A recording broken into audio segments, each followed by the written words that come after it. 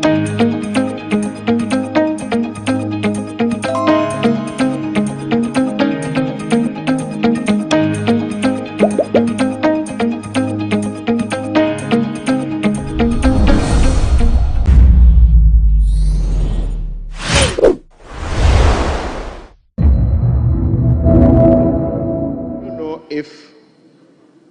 don't know why we cannot get them according to the days, because you have yesterday 12th, you have 11th, and all of a sudden we are back to see if that kind of up and down. I don't know, Mr. Speaker, if the Hansa department can do something or the table office can do something about it.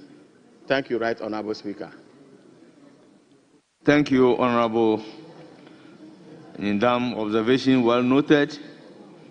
But if you look at the vote and proceedings, it is about the 5th, and today is about the 6th. And the argument was whether it was the 5th or the 11th. And I asked that they should check. Sometimes it's the volume, but they are working on it. Thank you.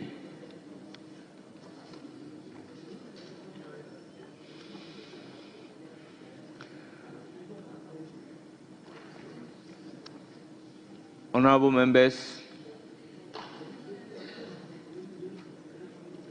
let me use the opportunity to acknowledge pupils from Azuris International School, led by Emmanuel Adolf Loga, a teacher, and they are from Tema West constituency. They are 52 in number. My dear pupils, you are welcome. Have a fruitful visit to Parliament of the Republic of Ghana.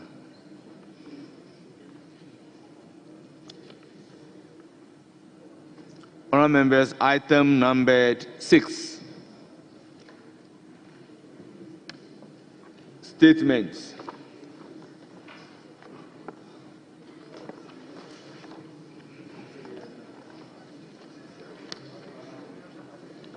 Honourable members, we have received statement from the Member of Parliament from Afajato South, Honourable Frank Afriye, on the urgent attention required to address water supply challenges across Ghana.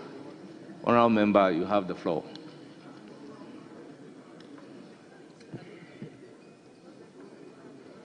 Right Honourable Speaker, let me celebrate your magnanimity even as I prepare to deliver this statement, which is largely on the supply of clean water, its relevance, and supply challenges.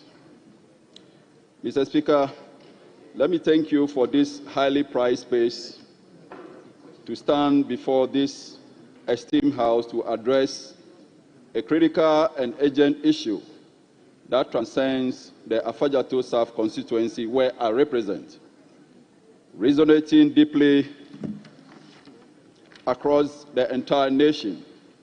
Our beloved Ghana is on the precipice of a water crisis that, according to research from the Water Resources Commission, is anticipated to culminate in severe water stress by 2025 if urgent and decisive actions are not taken. This was reported in the May 4, 2022 edition of the Daily Graphic and other media outlets. This prediction is particularly alarming in light of the current cholera outbreak that has gripped our nation, reminding us starkly of the dire consequences that arise from inadequate access to clean water.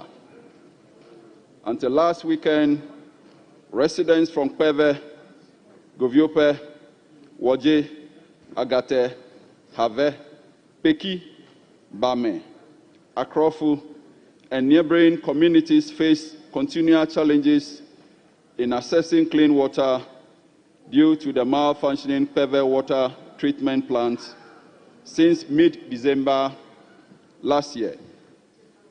However, this is merely a microcosm of a much larger national issue that threatens the health, safety, and livelihood of countless Ghanaians. The statistics reveal an unsettling reality. 1 in 5 persons in our nation lacks adequate drinking water. In the northern region alone, this figure escalates to 1 in 3, highlighting the glaring disparities in access to one of life's most essential resources. Mr. Speaker, we cannot overstate the importance of clean water, which is fundamentally linked to public health. Studies show that 80% of diseases in Ghana stem from unsafe water and poor sanitation, fueling the alarming rise in water-related illnesses such as cholera, typhoid, and other diseases that disproportionately impact our vulnerable population. Each attempt by families to secure fresh water, often leading them to abandon boreholes or unhealthy surface water sources, emphasizing the urgent need for a comprehensive national strategy to confront this crisis.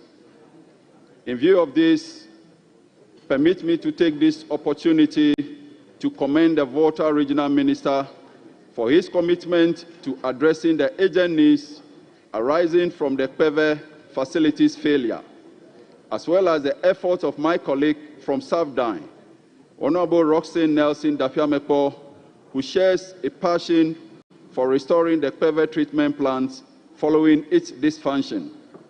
Nevertheless, it is not forgotten the struggles faced by our constituents in accessing clean water are mirrored nationwide. As such, it is imperative that we amplify our response and ensure a cohesive approach to restoring and improving our water treatment infrastructure. Additionally, the looming threat of illegal mining activities pose a grave risk to our water resources and the integrity of our water supply systems, leading to the shutting down of several treatment plants across affected areas. These illicit practices not only pollute our water bodies, but also threaten the health and safety of communities that depend on these vital resources. The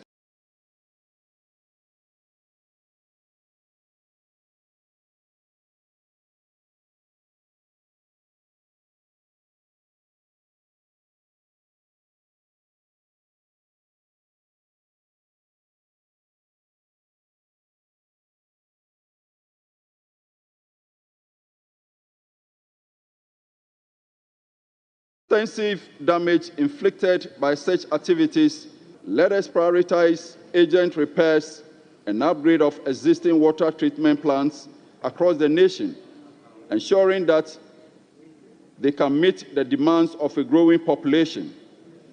Additionally, we should expand our distribution networks to guarantee the communities to have access to clean and safe drinking water. 2, development of a sustainable water management strategy. We must collaborate with the Ghana Water Company Limited and relevant stakeholders to create a comprehensive water resource management plan that prioritizes conservation, efficient use of resources, and the implementation of best practices for water extraction and treatment. 3, strengthening regulatory framework against illegal mining. We need to take immediate action to combat illegal mining activities that threaten our water resources. This includes strengthening enforcement mechanisms, collaborating with relevant agencies, and raising public awareness about the importance of protecting our water bodies. Mr. Speaker, as we engage with these critical issues, We must not forget the lessons of our current cholera outbreak. And from our experience with dried water hydrants, which have shown us how inefficient and inadequate access to water directly inhibits firefighting efforts and endangers public safety. We must promote safe water, good sanitation, and hygiene as fundamental rights for all Ghanaians. Time is of the essence, and we have a collaborative responsibility to put forth solutions that ensure reliable access to clean water for every citizen. Let us unify our efforts to secure a better future for Ghana, a future where every individual can access safe water, a cornerstone for health, dignity, and national development. Together, let us courageously navigate this path to restoration, resilience, and sustainability for the health of all Ghanaians. Thank you, Mr. Speaker, for this opportunity to address such a pressing issue. Thank you indeed. Thank you, Honorable Member. Honorable members, the statement has been read. I will now take comment. Yes, Honorable Member for Hohwe. Thank you, Mr. Speaker. Let me first commend my neighbor and brother, MP for Afajato, for this very important statement. Water challenge, water not flowing through our taps is a problem that every constituency, that confronts every constituency. And then he being my neighbor, I would say the problem he faced in his constituency, my own is more than his.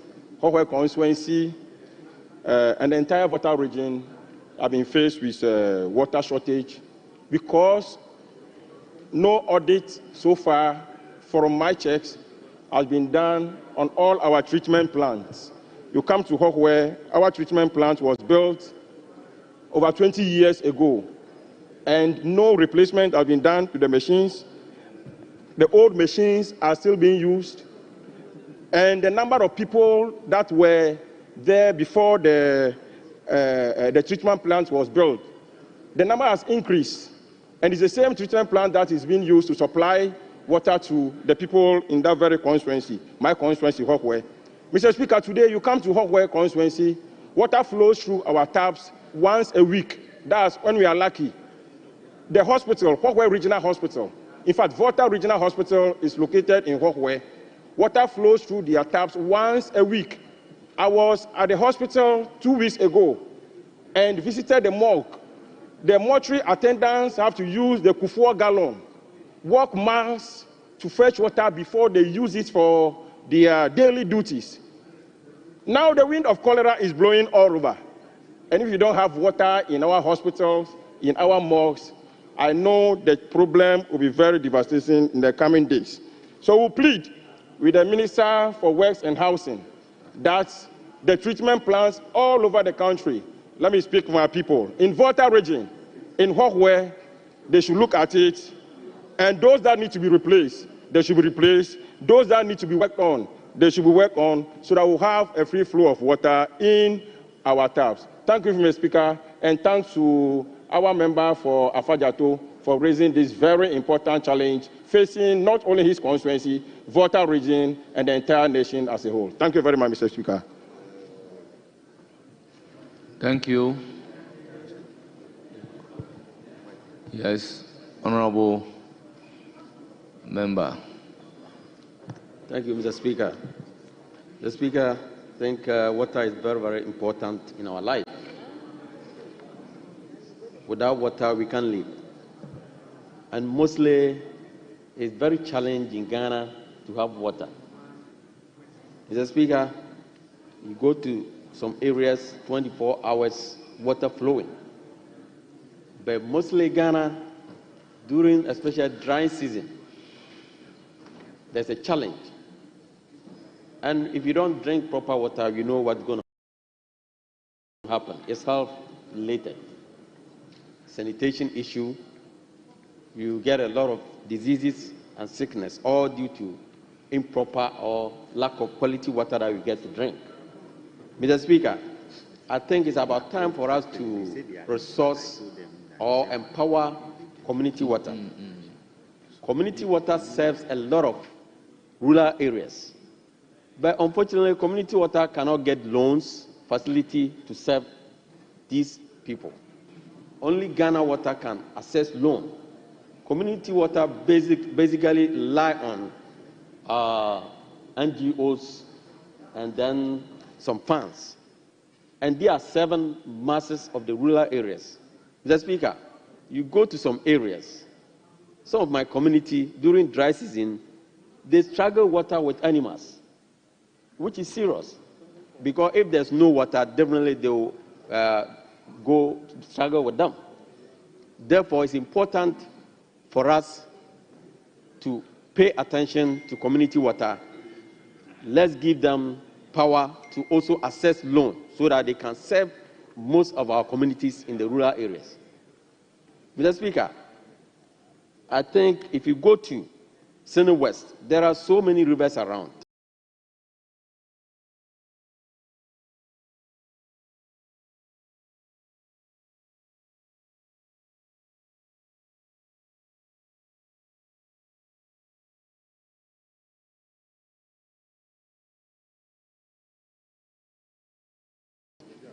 But we have challenge to get quality, proper and quality water to drink. Mr. Speaker, with these few words, I think it's about time for us to improve. Mr. Speaker, if we check, Mr. Speaker, if you check, Ghana Water always have power to go for loans. And even Ghana Water, the urban areas and the cities, also there are challenges. And also the galamsey, that is also causing our water bodies. It's affecting us for the community water and the Ghana Water to treat the plants for us to get quality water to drink. Mr. Speaker, with this, thank you very much for giving me the opportunity. Thank you. Thank you, Honorable Chumesi Yampofo. Yes, Honorable Member for Safton.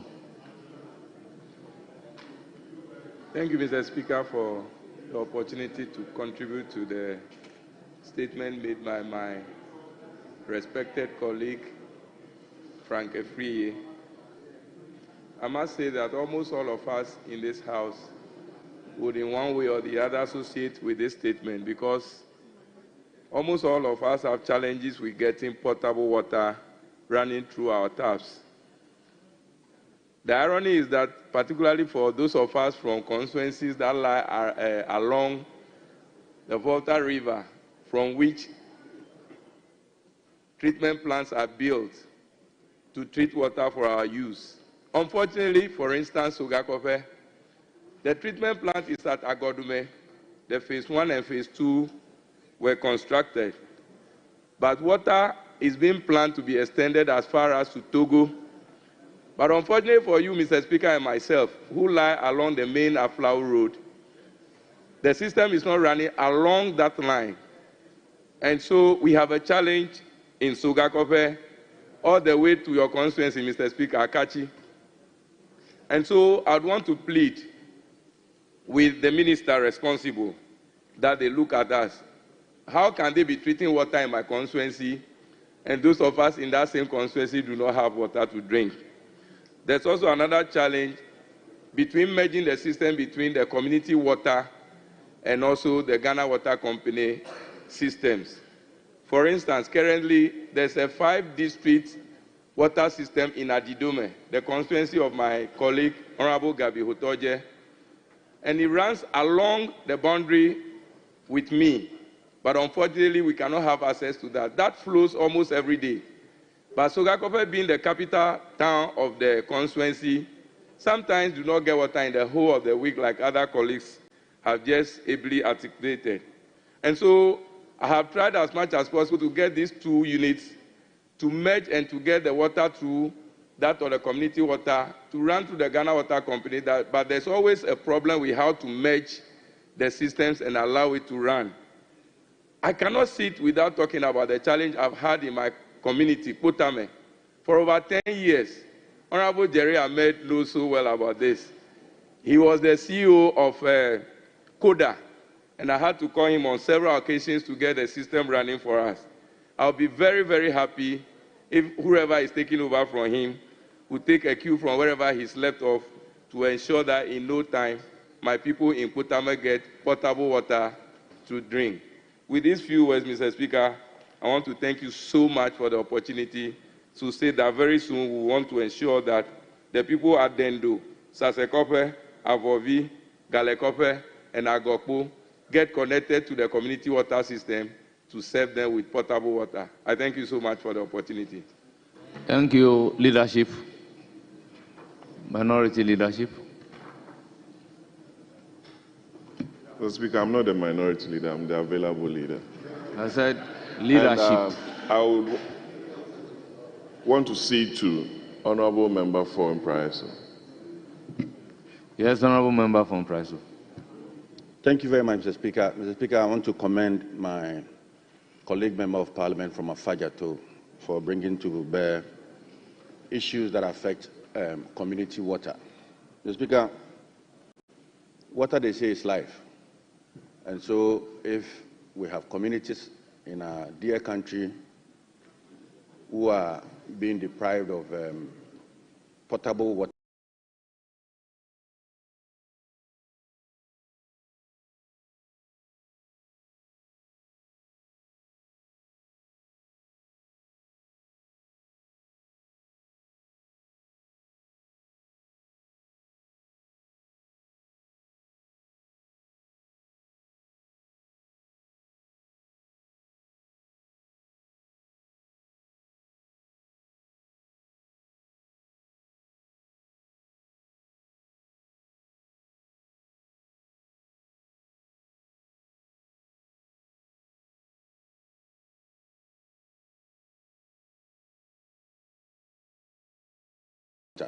I think it's important that as a state, we highlight this.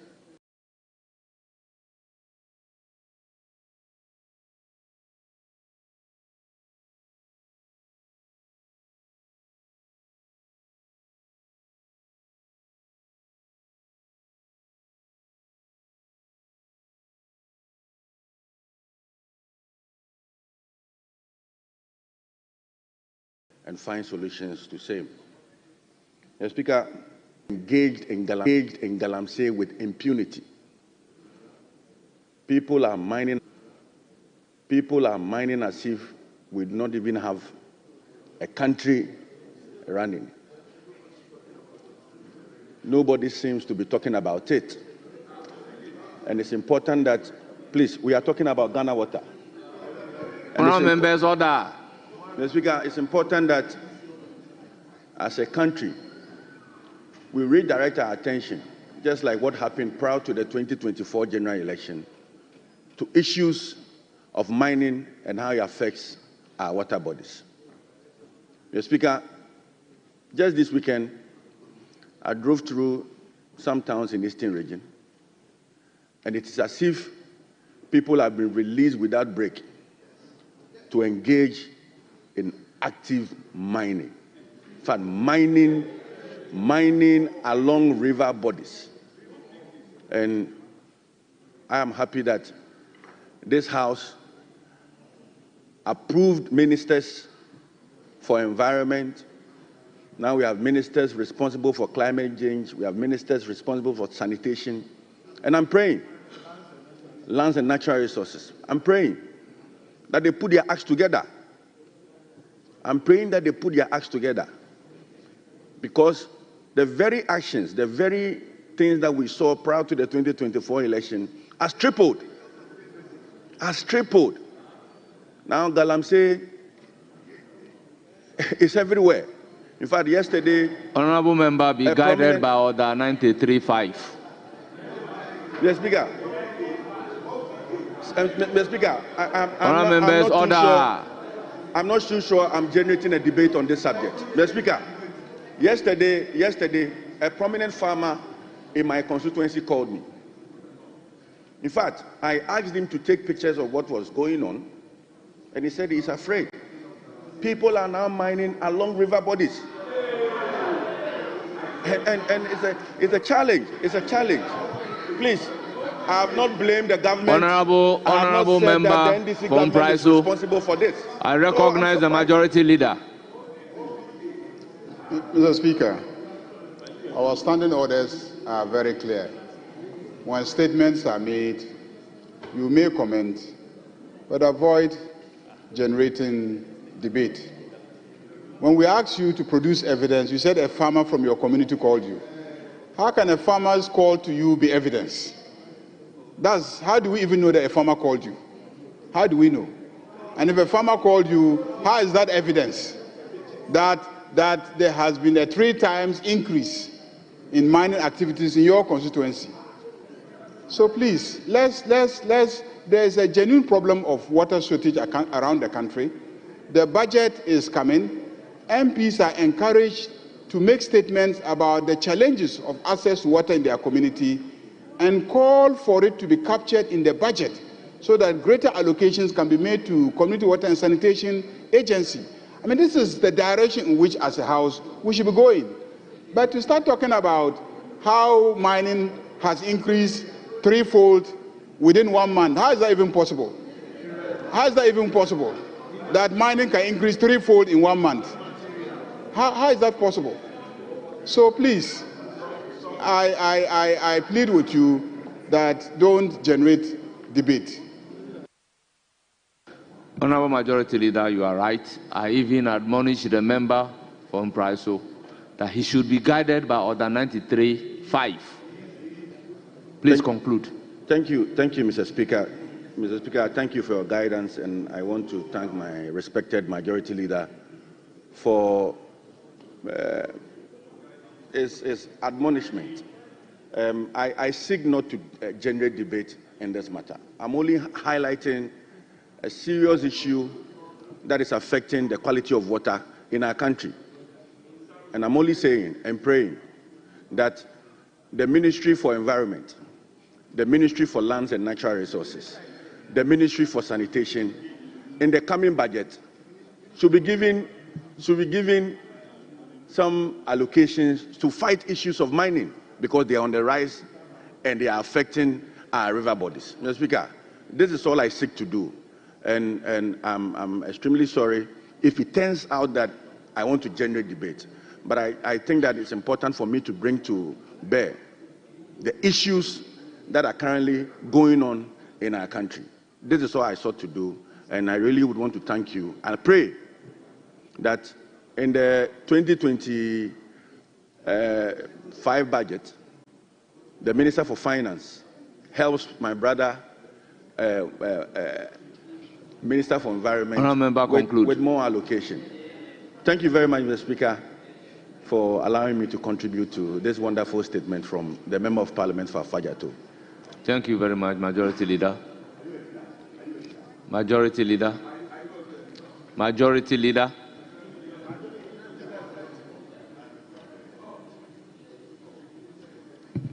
Yes, Honourable Member. Thank you very much, Mr. Speaker, for the wonderful opportunity given. I would like to associate myself with a statement made by my able colleague, Honourable Frank Afriye. Brekum East is currently faced with a serious water crisis. In 2014, my constituency was blessed with an urban water project that brought finality to the water problem within my constituency. But just last month ago, Mr. Speaker, these scrap dealers and thieves have gone to, but they have stolen 14 pumps out of the 21 borehole pumps that supports the water system within the constituency. Mr. Speaker, I was in my constituency just last weekend, and I went round, and it's extremely worrying and so sad that out of the 27 boreholes that were dug, available leader, and Honourable Member, I recognize the available leader. Thank you very much, Mr. Speaker. Mr. Speaker, we are commenting on a statement made by the member for Afajato South. And our colleague from Brekum East is veering into issues in Brekum East. Please, if you allow me, this is a specific statement. And I want him to stay on track. He's talking about 14 pumps in Brekum, this and that. What has that got to do with the statement?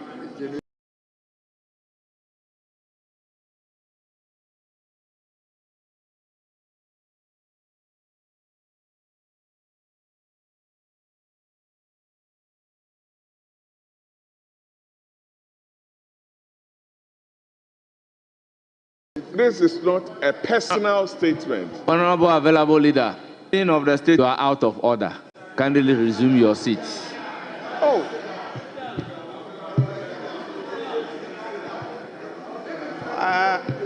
Thank you, Mr. Speaker.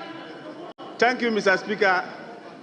Thank you for giving me the opportunity to continue to add my voice to the crisis, the water crisis in the country. Mr. Speaker, just like some of my colleagues mentioned, water is life.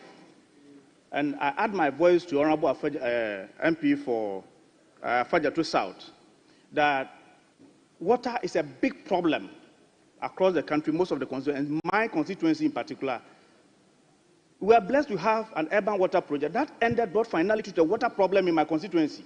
So coming here, I was only going to concern myself with other things, only to go back to the constituency to realize that out of the 21 boreholes dug, 14 of them have been stolen. And as at now, please, humble yourself to learn. Honourable members, Mr. order.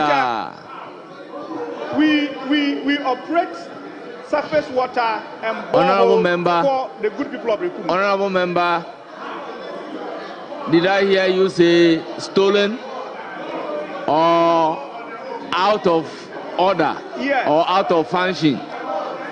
The pumps that the boreholes has been stolen. The pumps were stolen. The pumps. I am saying that the pumps that powers, please, the pumps that power the boreholes has been stolen. And this is extremely worrying because we were relying on surface water. Honourable members, order. Honourable members, order. Plus, Mr. Speaker, the 14 boreholes, the pumps that have been stolen, were augmenting supply of water to my constituents, and this was blessed by Professor Mills and John Dramani Mahama under the ESWA administration during our first tenure. But unfortunately, Mr. Speaker, honourable members, can we have some order? The pumps in the boreholes, please, there are pumps in boreholes. And these boreholes that supply us water, the pumps have been stolen. And it has really resulted to a serious water crisis in my constituency. And if you get water today, we are rationing water such that, Mr. Speaker, if you get water today, it must take you 1 week before you get water again. And I seriously associate myself with the honourable member for Afajato South that water crisis in this country need urgent attention. Are you so on point of order? Good relief to the good people of Brekum. Honourable member, I recognize former minister. And some other constituencies across the country. Thank you so much, Mr. Speaker, for giving me opportunity to add my voice.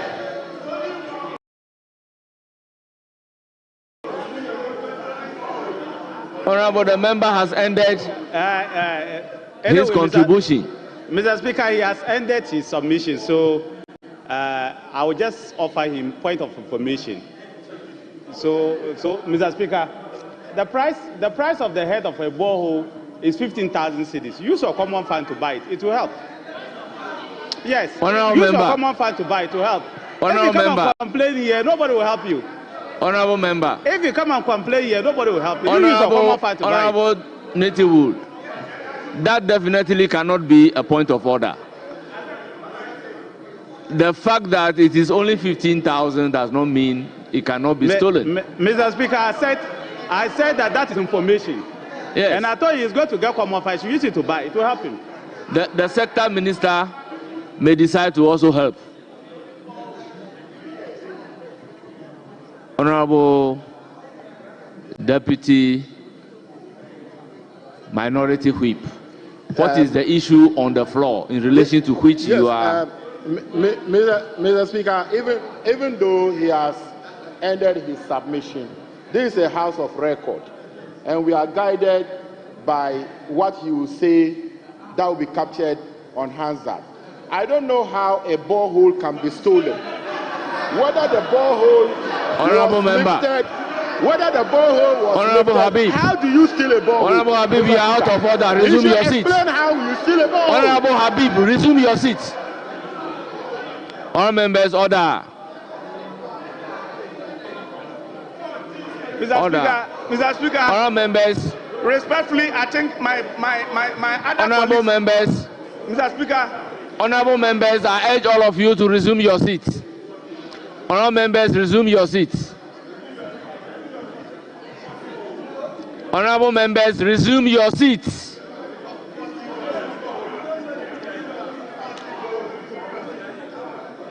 Honorable members, we've come to the end of that statement. We move to another statement in the name of Honorable Dixon Chire-Duya, Member of Parliament for Brekum West.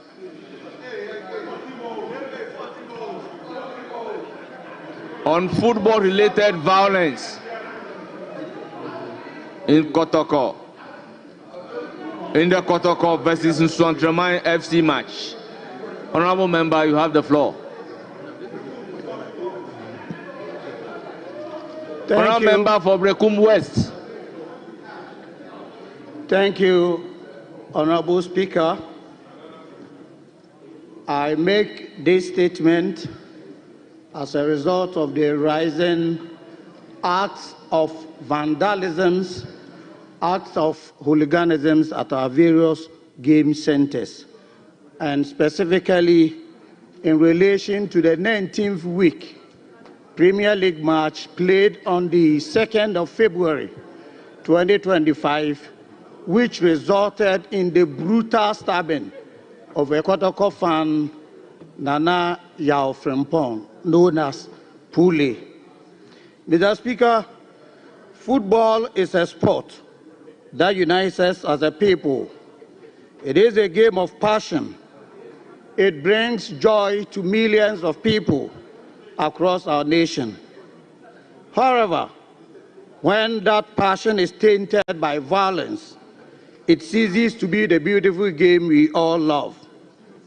The events that unfolded before, during, and after that Premier League game are not only despicable, but a stain on the integrity of Ghanaian football and on our national character. Honorable Speaker, the tragic loss of life is not an isolated case, but a part of worrying trend of violence in our sports. About 24 years ago, Mr. Speaker, as a young sports journalist myself, working at the Radio Windy Bay, I was in Accra Sports Stadium on that fateful day on the 9th of May 2001 to cover Kumasi Asante Kotoko Accra House of Folk Premier League game match. On that fateful day, Ghana recorded the most tragic event in its history when 127 lives were lost as a result of football violence.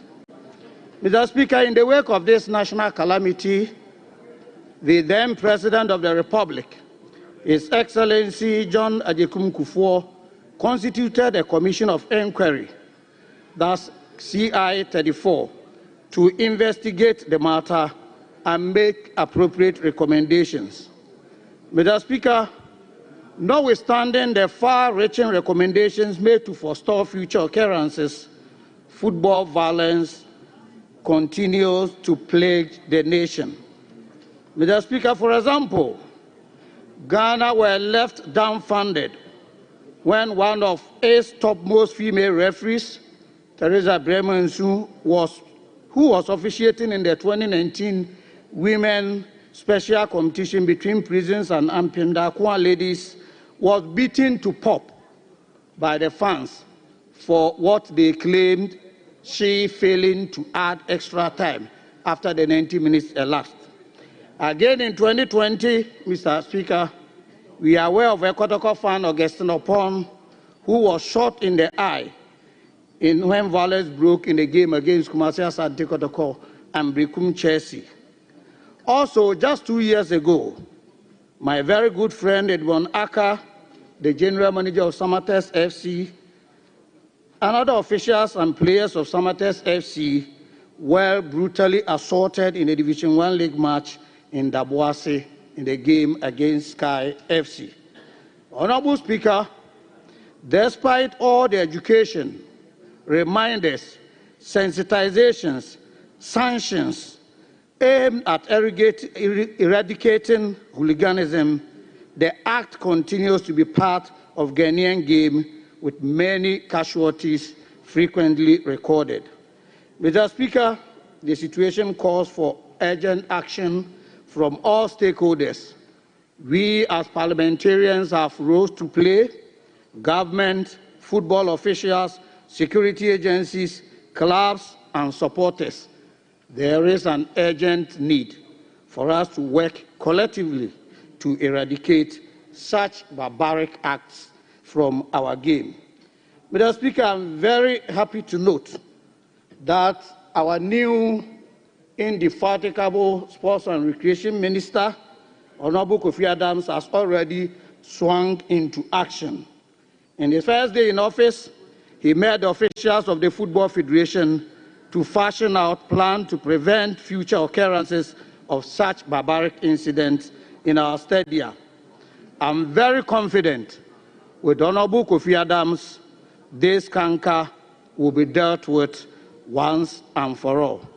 Mr. Speaker, I'm also aware of the high-profile meeting between the Inspector General of Police and the stakeholders of our game, which produced 33 action points for implementation to curb hooliganism in our stadia.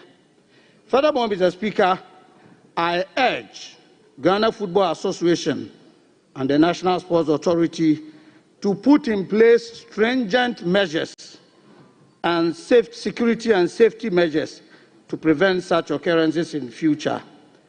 These include enhanced security at stadiums, strict enforcement of disciplinary actions against violent conduct, and also intensified public education on sportsmanship. Mr. Speaker, in our beautiful game of football, there are only 3 results. Either you win, you lose, or you draw. A good sportsman will accept whatever result that comes their way. Honorable Speaker, at this grieving moment, permit me to extend my heartfelt and deepest condolences to the family of the deceased. No family should endure such a pain of a football match.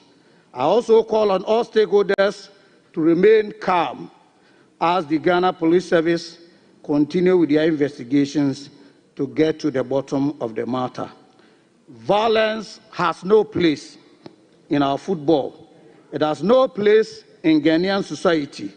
Let us all stand together to condemn this act and work together to ensure that our football stadia are safe. Thank you, Honorable Speaker, for indulging me. Thank you, Honorable Member. This statement has been presented, and before allowing members to comment, let me bring it to the fore that I am very much aware that the criminal aspect of the matter is before a court of competent jurisdiction. Therefore, members should be circumspect in commenting on this statement and limit their comment to violence in our football matches accordingly. Honorable Samia Oku. Right Honorable Speaker, I rise to contribute to the statement made by the Honorable Member of Parliament for Brekum West.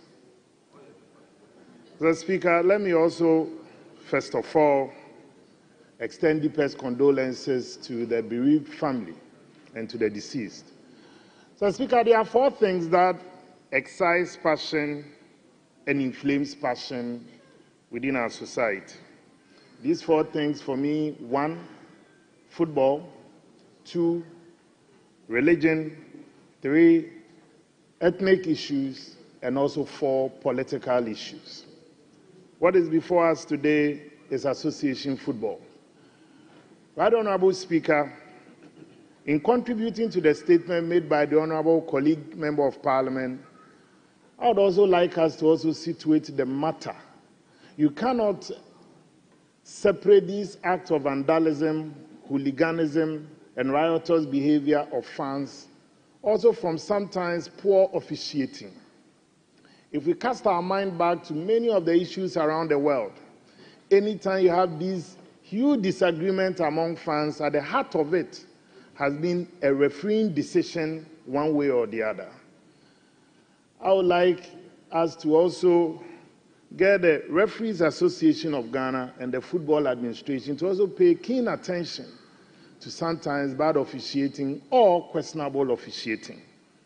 I'm saying this because in today's football world, it's no longer what it used to be under the good days of Wilberforce Infum, the Golden Boy Abdul Razak and co, where football was played just to excite people or to entertain people. This time around, it's become a very commercial venture. And people get into these stands knowing very well and working out the odds on what they intend to achieve at the end of the day. I believe these acts of hooliganism are despicable, and it is about time that we don't just pay lip service to these matters when they are raised, but also get the law enforcement agencies to also enforce the laws. One of the main issues that for me continue to also agitate my mind has to do with the issue of citing drinking spots and beer bars around these stadia and sports facilities. One, you cannot enter the stadium with alcohol. But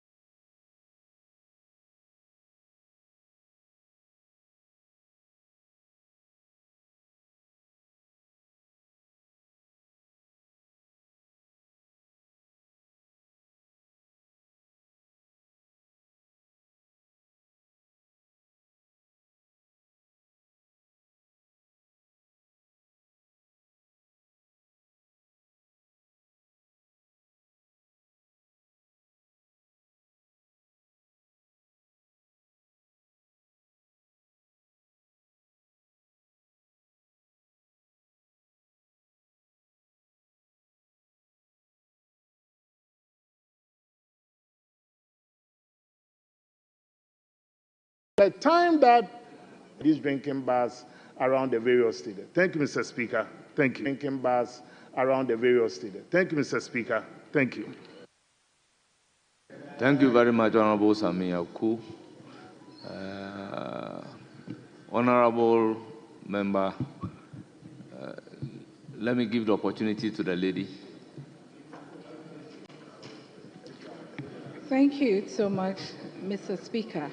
I would like to contribute on the statement made by the Honorable Member for Brekum West and on the situation of an unfortunate situation that happened in Nsuache with the match between the Kotoko and Nsuache-Man. It happened in Nsuache, which is my constituency. I would like to extend my condolence to the entire family of the deceased. Mr. Speaker, on this note, we need to be very much careful and put in better and proper measures when there is match like this, because we have different supporters with different views and excitement. People come out and communicate or express their excitement in a different way.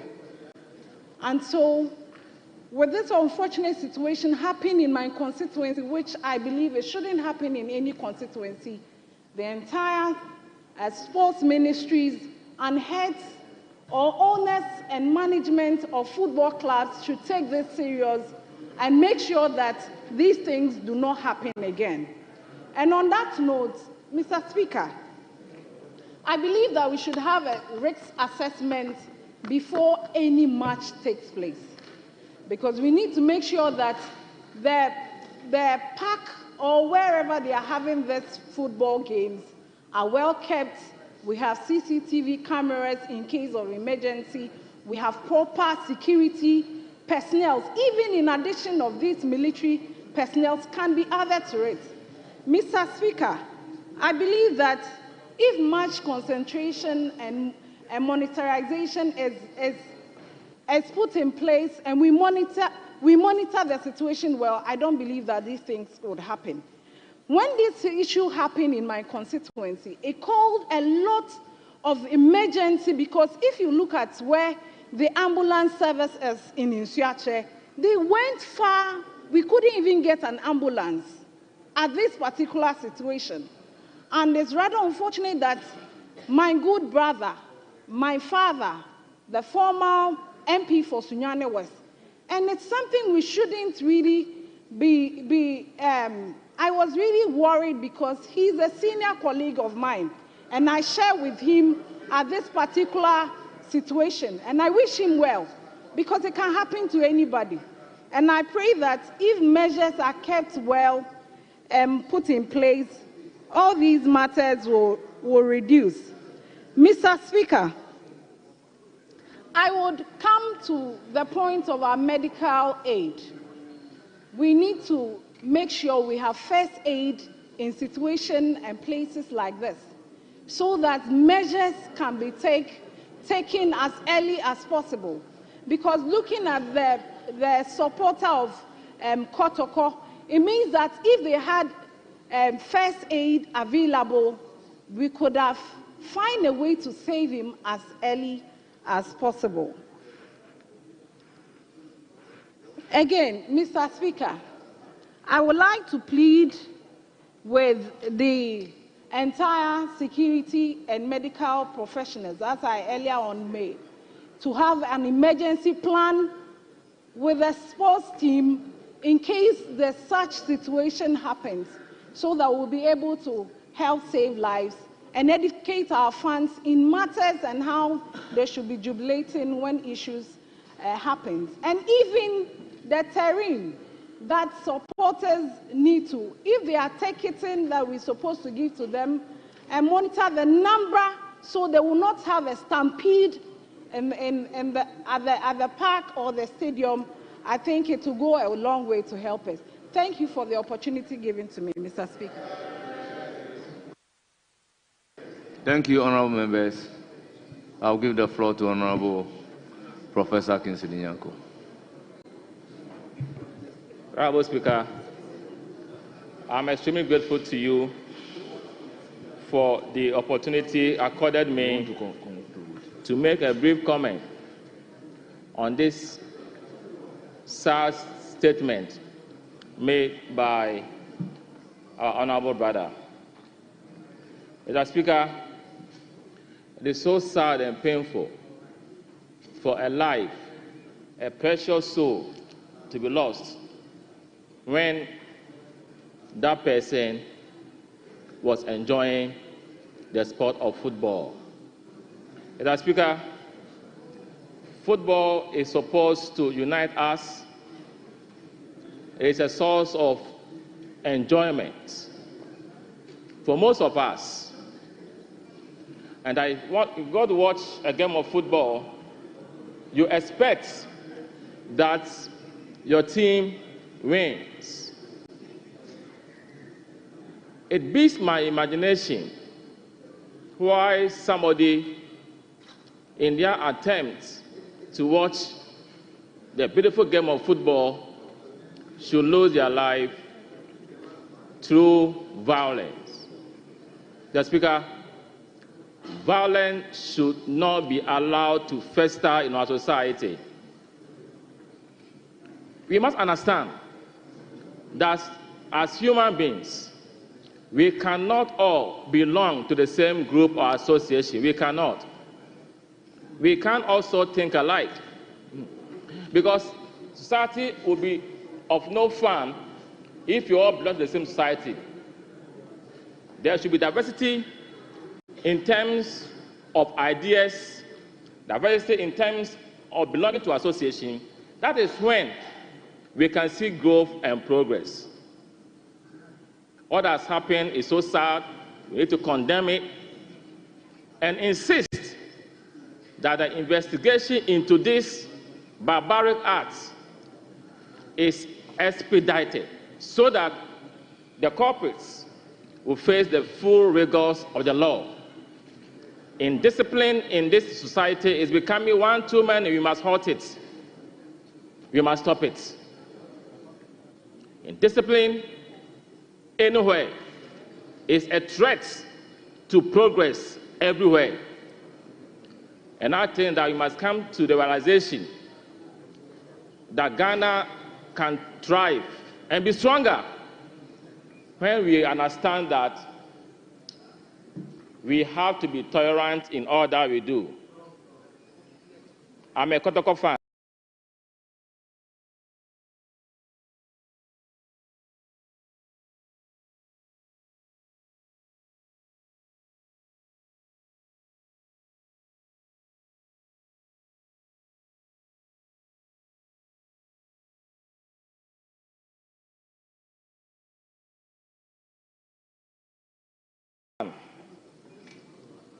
Asante Kotoko. And I've been forced in this country to be proactive in providing security so that when we go to watch football or any sporting activity, we will be there having at the back of our minds that we are safe and protected. This shouldn't happen again. And I want to console the widow and the children, and that this supporter should find solace in the bosom of his maker. I also want to plead with our supporters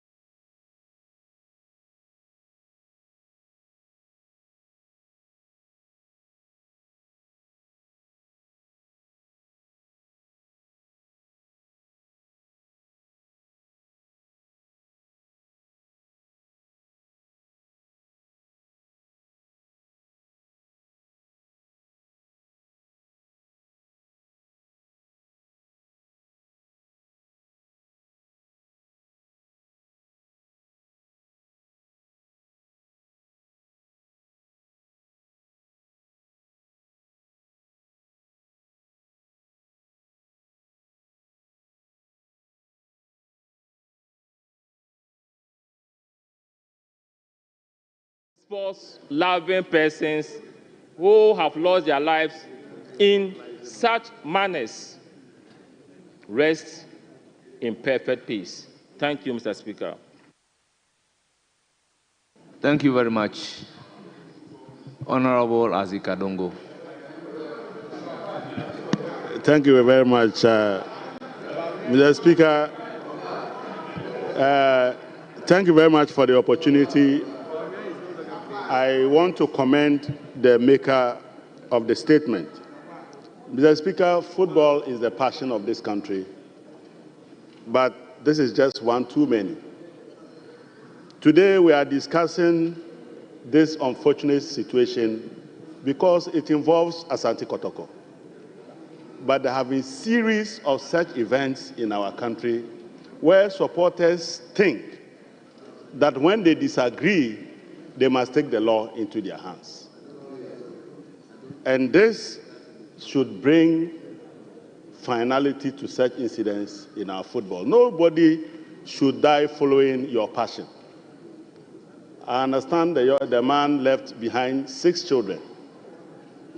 This is a very, very difficult situation for his family. And, Mr. Speaker, I think that we need to take football. I understand that the man left behind 6 children. This is a very, very difficult situation for his family. And, Mr. Speaker, I think that we need to take football a lot more serious. The rules of football is not just the rules on the field. Mr. Speaker, what are the protocols for making a football field fit for purpose? Not everywhere is fit for purpose. What we are playing football on are what we call parks. They don't qualify to hold soccer matches. We must take the licensing of stadia very, very important, so that we'll tick all the boxes to ensure that when people go to a stadia or go to a football field, that football field is fit for purpose. So we must begin to license our football fields. And when we begin to do, you realize that many places such as Infantryman will not qualify to host football matches, let alone for us to die the way we are dying. Mr. Speaker, I was very sad to hear my colleague mention that they were struggling to get very simple first aid. You don't have ambulances. You have no business playing football in such a field. That is a death trap. But we go there and nothing happens, so we think that is a football field. No. What was the police situation at the football field? Where were the police? What was the requirement of security that was supposed to be upheld in the stadium? In this particular instance, the information we have is that this young man had been threatened prior to the match, and that the security agencies should have known that what happened to the young man could happen, because he is accused of having made comments that did not go down well with the other club ahead of the match, and he was threatened. And yet we allowed the football match to happen without security to protect this young man. So, Mr. Speaker, I would like to call on you to direct the Ministry of Sports to take this matter very seriously. And that if the GFA cannot follow rigorous protocols for licensing our football stadia, we should not be playing football as a country. Because football is a serious business and it's about life. And whether you like it or not, some people are going to be dissatisfied and may take the law into their hands. Whether you like it or not, if you do not license stadia, you are going to have football fields that will play on that don't even have ambulances, where the protocol may require you to bring over 40 policemen.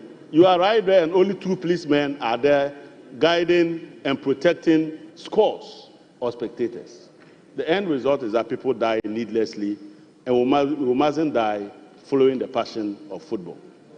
So, Mr. Speaker, I would like to call on this House to take on the GFA to properly make sure that before football returns, we are prepared in all respects, and that our football fields are fit for purpose. Currently, what we call football fields are just parks. They are just like we're doing in our area, where you just call neighbors across the road and you are playing football. That is what is happening. And we cannot be doing that for people to die needlessly. So, Mr. Speaker, I commend the maker of the statement, and I thank you for indulging me, except to say that this mustn't end with a talk show.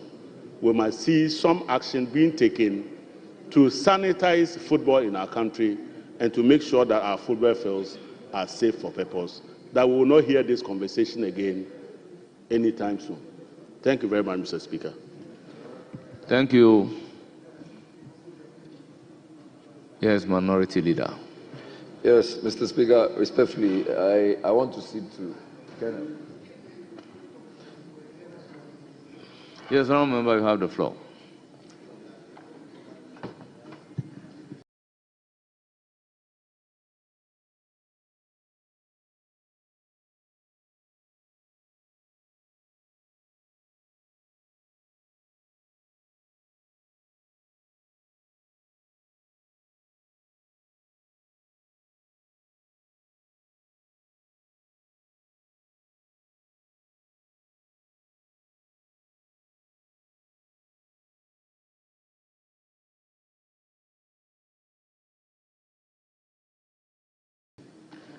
Thank you, Right Honour, the opportunity given to me to make a contribution to a statement made by my brother, Honourable Member for Brekum West.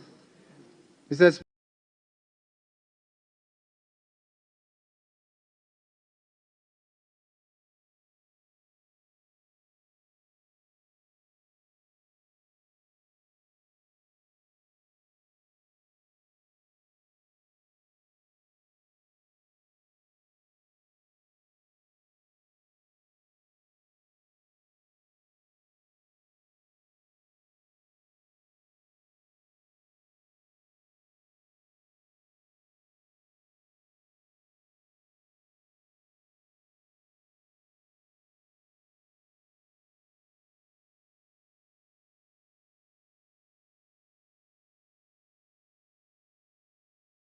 Speaker, what happened was an unfortunate incident.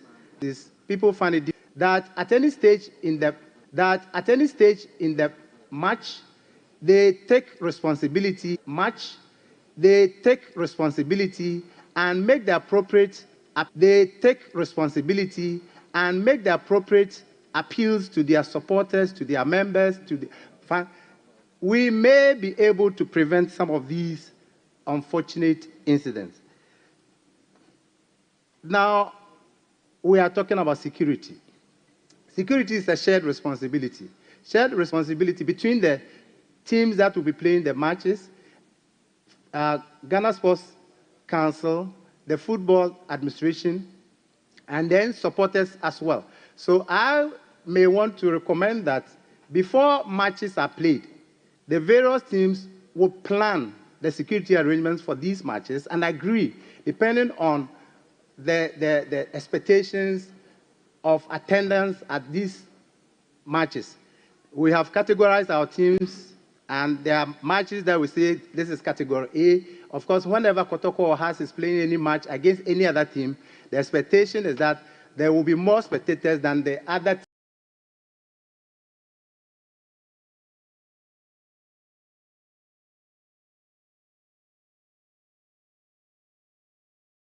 teams, and therefore security arrangements will have to be leadership and everybody, so that as the rules of the game change, we would be abreast with them and accept that during football matches, it is the referee and only the referee whose decisions are final.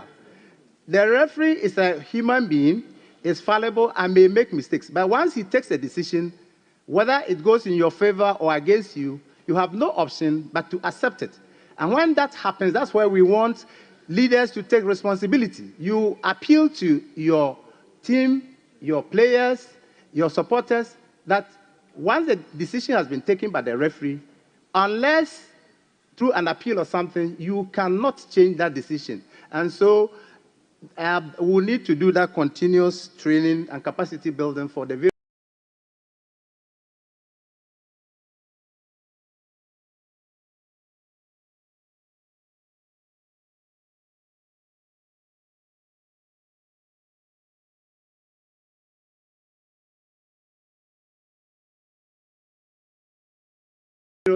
capacity building for the various stakeholders in football administration capacity. That unfortunate incidents of the type that happened at Initiatre occurred, we may have professionals with the appropriate resources to deal with the matter so that we may do our best by way of first aid before we are able to convey the victims or casualties to the appropriate medical facilities.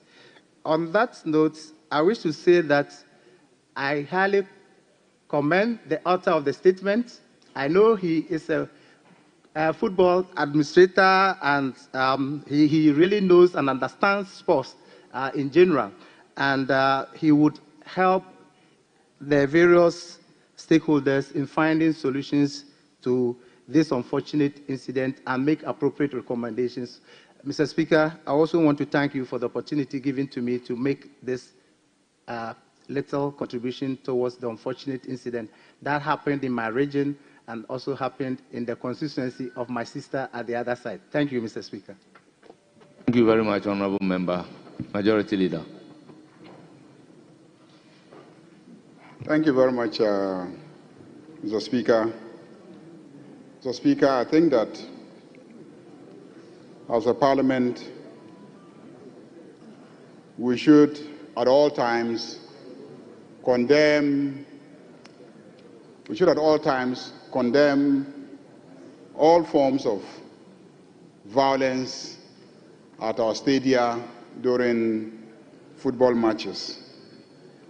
Colleagues have already indicated strongly that these matches are for pleasure, they are for entertainment, and they are to bring us together.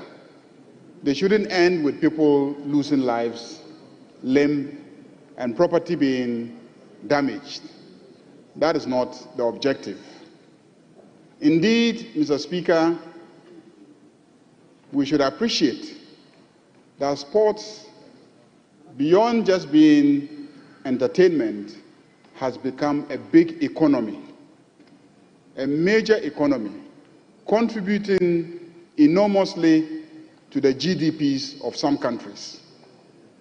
In Ghana here, weekends, when you see the number of people who are trooping home to watch the European League, the Spanish League, and all these foreign leagues, it is amazing. And when you sit with business people and they have conversations about leisure, and the number who fly to Europe, fly to the United Kingdom, just to go and watch a match and come back. And these matches become the meeting places where major deals are concluded. It will amaze you. And if you see the extent to which the media is developing in those countries, and sports and the coverage of sports has become a major source of revenue for those countries, then you will know that it is not a place where we go and throw stones at each other. It is not a place where we go intending that at the end of the match we will beat the referee. It is not a place where we go planning that when we finish we will scatter the place if our team do not win. It is a place where, as a district, as a region, you must plan for it, because the people who would travel there, the transport sector will benefit. When they get to the place, those who will be selling food and other items, the women in your district, in your region, will benefit. The hotels who will host them, you will benefit. And so the regional security councils, the municipal and district security councils must accept these as major important events that they must plan for and make sure that no match results in violence. in their municipality, and even encourage those matches to be taking place so you can earn more, and then also you can entertain your people and then keep them happy. Indeed, Mr. Speaker, if you observed earlier on, I was sitting with the Minister for Sports. He was hoping to be here to comment on this statement because I had given him some indication, but he has to run back to his ministry to defend his budget because the Minister for Finance is putting together his budget. And so in our discussions, he's indicated that as part of the 24-hour economy strategy, sports is going to be a major cornerstone as part of the 24-hour economy. Mr. Speaker, the Minister for Youth, the Minister for Sports has a major agenda to revive sports, to revive football from the district to the regional level and at the national level. Mr. Speaker, the Minister is already holding meetings with the media to see how we can project sports.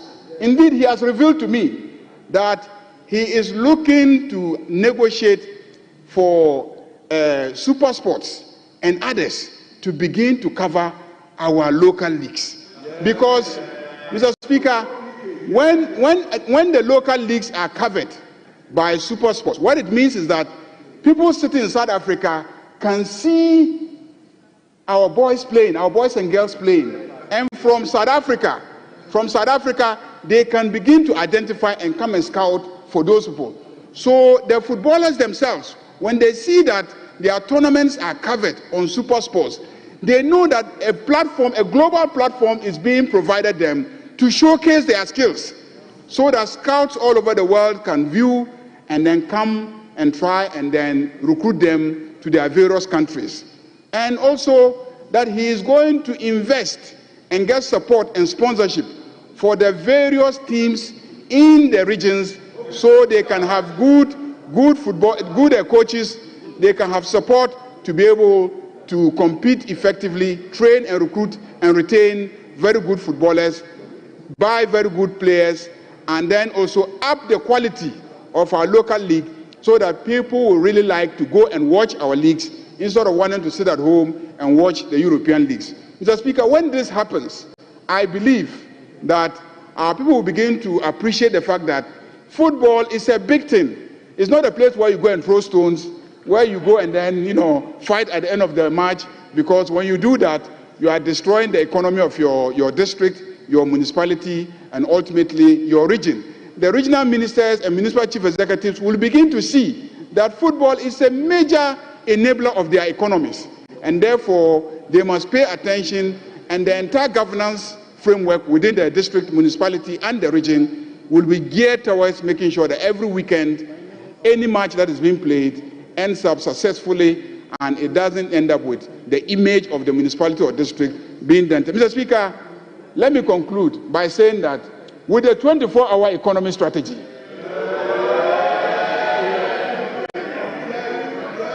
football is going to be a major enabler of the 24-hour economy. And very soon we will see it.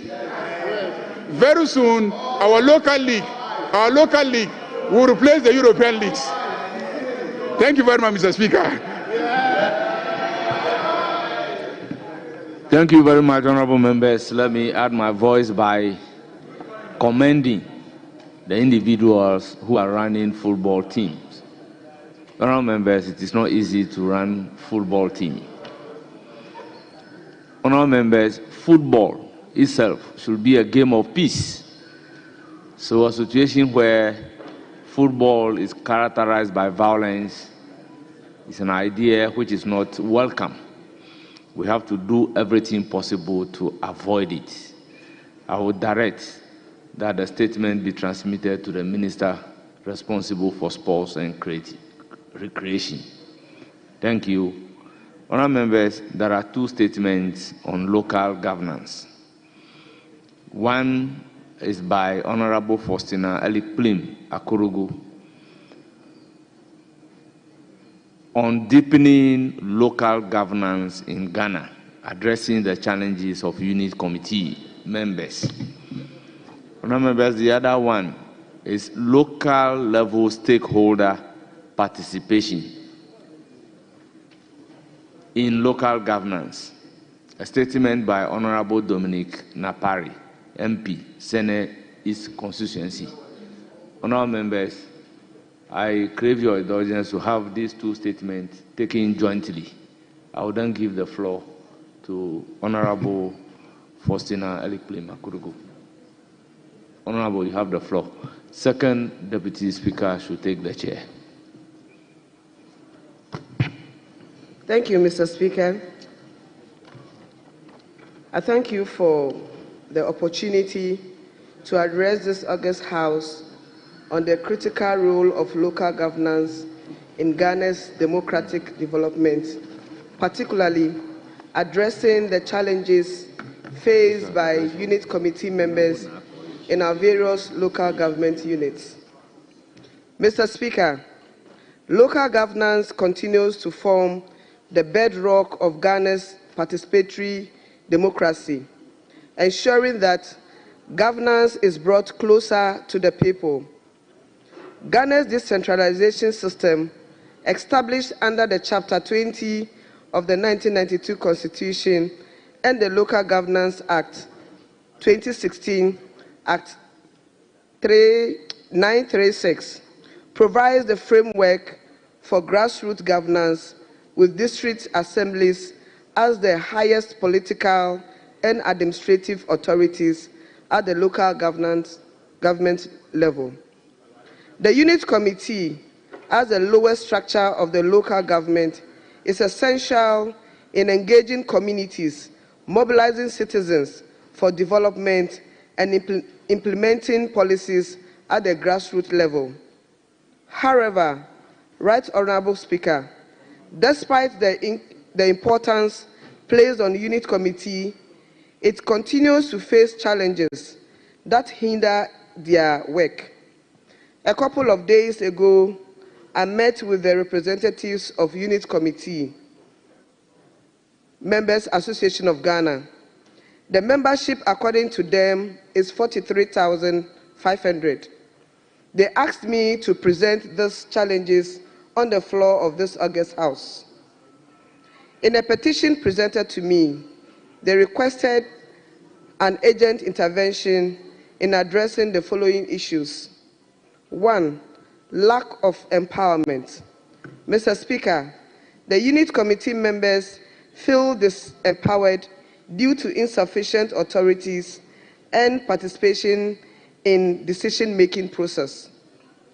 They therefore want to urge the Ministry of Local Government, Chieftaincy and Religious Affairs to provide clear guidelines that enhance their role in the decision-making process. 2, low recognition and compensation. Again, Mr. Speaker, the unit committee members state that there is noticeable low, if not absent, recognition and compensation for them. According to them, this lack of acknowledgement demotivates them and undermines their commitment. They propose that a structured compensation framework be put in place to reward and motivate them for their time and efforts. 3, neglect by central government. Mr. Speaker, there is growing concern among unit committee members for neglect by the central government. According to them, this neglect is made manifest in limited communication, inadequate funding, and a lack of involvement in policy formulation that affects local governance. As a result, Mr. Speaker, they seek amendment in the Act to promote inclusiveness and participation in decision-making process and more engagement with the central government regarding local issues. 4, capacity building and training needs. Mr. Speaker, the unit committee members reckon that there is an urgent need for capacity building through training programs tailored specifically for committee members. Such training should be tailored to enhance their skills in governance, project management, conflict resolution, and community mobilization. 5. Misunderstanding with zonal councils. Finally, Mr. Speaker, the unit committee members complained of rising misunderstanding with zonal councils, which disrupts collaboration and effective planning for community development. They recommend the establishment of regular dialogue sessions to foster understanding and cooperation. In conclusion, Mr. Speaker, addressing these challenges will go a long way to strengthening the effectiveness of unit committee in local government and ultimately lead to improving the local governance system and community development. I thank you, Mr. Speaker, for this opportunity.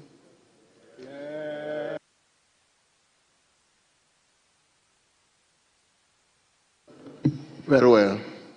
Honourable members, let me at this juncture also invite Honourable Dominic Napari, MP for Senate East Constituency, to read his statement, which is of the same content. So, Honourable, you have the floor now. Thank you, Mr. Speaker, for the opportunity to make a statement on local level participation in local governance in the district assemblies in Ghana. Mr. Speaker, decentralization and local governance, which is considered an important element of participatory democracy over the past 3 decades, has seen increasing devolution of political and economic power to local government. Decentralization can be said to be a process of bringing public sector decisions closer to the people in order to empower local communities to actively participate in the prioritization, implementation, and monitoring of government development programs to the benefit of these communities. Mr. Speaker, this process should encourage more accountable and responsive governance to improve public service delivery efficiency at the local level and bring government closer to the governed. Mr. Speaker, it is in the light of the above that the 1992 Republican Constitution makes decentralization mandatory and provides that this country, Ghana, put in place a system of local government and administration which shall, as far as practicable, be decentralized, Article 241.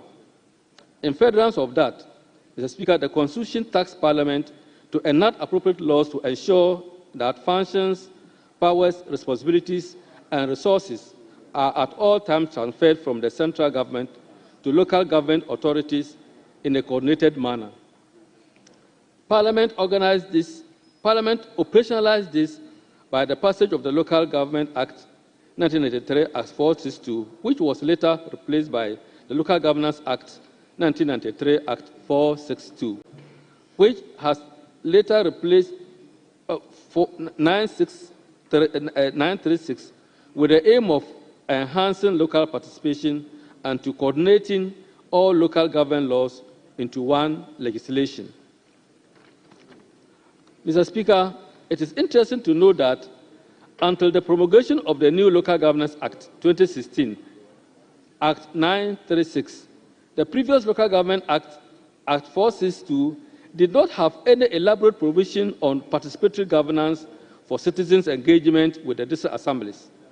This gives rise to the absolute need for serious sensitization of the public and also local government practitioners on participatory governance at local level under the new Act. This, I believe, will enable us to achieve the promotion of popular participation in local level decision-making. Mr. Speaker, the crux of the matter is that if decentralization and local governance is for participation and ownership by the local level stakeholders, to what extent do these stakeholders, who have stakes and roles to play, as enshrined in the Local Governance Act 2016, are aware of and play these roles and responsibilities? Mr. Speaker, the Act in sections 40 to 48 has given elaborate and extensive opportunity and guidelines to local level stakeholders to effectively participate and provide oversight to ensure efficient service delivery. But unfortunately, this is not the case to a large extent. The Act 936 under Section 234 defines district-level stakeholders to include chiefs, traditional authorities, opinion leaders, community leaders, and civil society organizations. And civil society organizations is defined in the same section to include community-based organizations, faith-based organizations, that's religious bodies, non-governmental organizations, professional bodies, vocational associations, or similar organizations. Mr. Speaker, the above is fortified in the constitutional indication for rulers to be identified for ordinary people in local government in Ghana as given in Chapter 20, Article 242 of the Constitution, where it says as follows: to ensure the accountability of local government authorities, people, in particular local government areas, shall, as far as practicable, be afforded opportunity to participate effectively in their governance. In operationalizing this, the Local Governance Act provides for the Assembly member to consult with their electorate before and after meetings of the Assembly. The question is, how far is this carried through? Again, Mr. Speaker, the provisions of participatory revocation of the mandate of an Assembly member who has lost the confidence of his people, those on decentralized participatory planning and budgeting, and the section that requires that chiefs and traditional authorities must be consulted in the process of the President's appointing the 30% to district assemblies, give effect to participatory local governance at the assemblies. Mr. Speaker, Section 41 and 42 of the Act provides the procedure to enable a resident and other local level stakeholders to participate in activities of the district assembly and its substructures and identify the modalities and platforms for participation. In particular, the two sections provide for the participation of local people in the enactment of bylaws and draft fee-fixing resolutions by the district assembly. Mr. Speaker, citizens' participation in the preparation of district assembly's bylaws and fee-fixing resolutions is very important in increasing internally generated funds for local development at assemblies. But unfortunately, Mr. Speaker, there is very limited involvement of stakeholders in this direction by district assemblies, as noticed by your Committee on Local Government in its previous reports to the plenary. The extensive involvement of stakeholders in the determination of how much rate, fees, and fines they will be paying during fee-season formulation stage will reduce the Assembly's cost of sensitization and education on citizens' tax obligations. I think this will also reduce the usual confrontations between taxpayers and the revenue collectors and increase revenue generation for local development at the district assemblies. Mr. Speaker, information and technology-based platforms are among the many platforms specified in Section 42 of the Act for stakeholder participation and also include town hall meetings, budget preparation and validation fora, notice board announcement on jobs, appointments, procurement awards, and other important announcements of public interest. Section 43 and 44 of the Act provides for the general public to make petitions to the District Assembly on issues of concern. Section 44 makes it mandatory for a District Assembly to respond to petitions by citizens. All these are measures put in place to address issues of stakeholder involvement and participation. This is so important that the Act compels the District Chief Executive of every Assembly to report on stakeholder participation in activities of the District Assembly as stated in Section 45 of the Act. This will ensure that District Assemblies make conscious effort to involve the local people. Mr. Speaker, it is curious to know that even before the passage of the Right to Information Act 2019, Act 989, Section 47 of the Local Governance Act 2016, Act 936, had provided the public access to information from district assemblies. It provides that every resident in a district assembly shall have access on request to information held by the district assembly or a department of the assembly, subject to limitations imposed by law. It is strange, Mr. Speaker, that this provision was not being employed by the media and the general public, but were only waiting for the passage of the Right to Information Act. Perhaps this justifies my earlier call for a serious sensitization of the public on the provisions of the new Local Governance Act 2016. Mr. Speaker, the requirement of the assemblies to observe the principles of inclusion and integration of minorities and marginal groups in society is so important that the Act, in Section 48, has compelled district assemblies to observe the following principles. A. Protection of marginalized groups from discrimination of any kind, including discrimination based on language, religion, culture, national or social origin, gender, birth, descent, or other status. B. Equality of treatment in each area of economic, educational, social, religious, political, and cultural life of the marginalized and minority groups. C.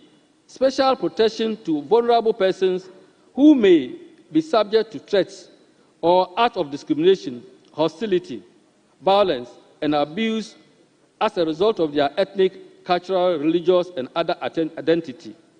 D. Special measures of affirmative action for marginalized and minority groups to ensure their enjoyment of equal rights with the rest of the population. E. Respect for and promotion of the identity and characteristics of minorities. F.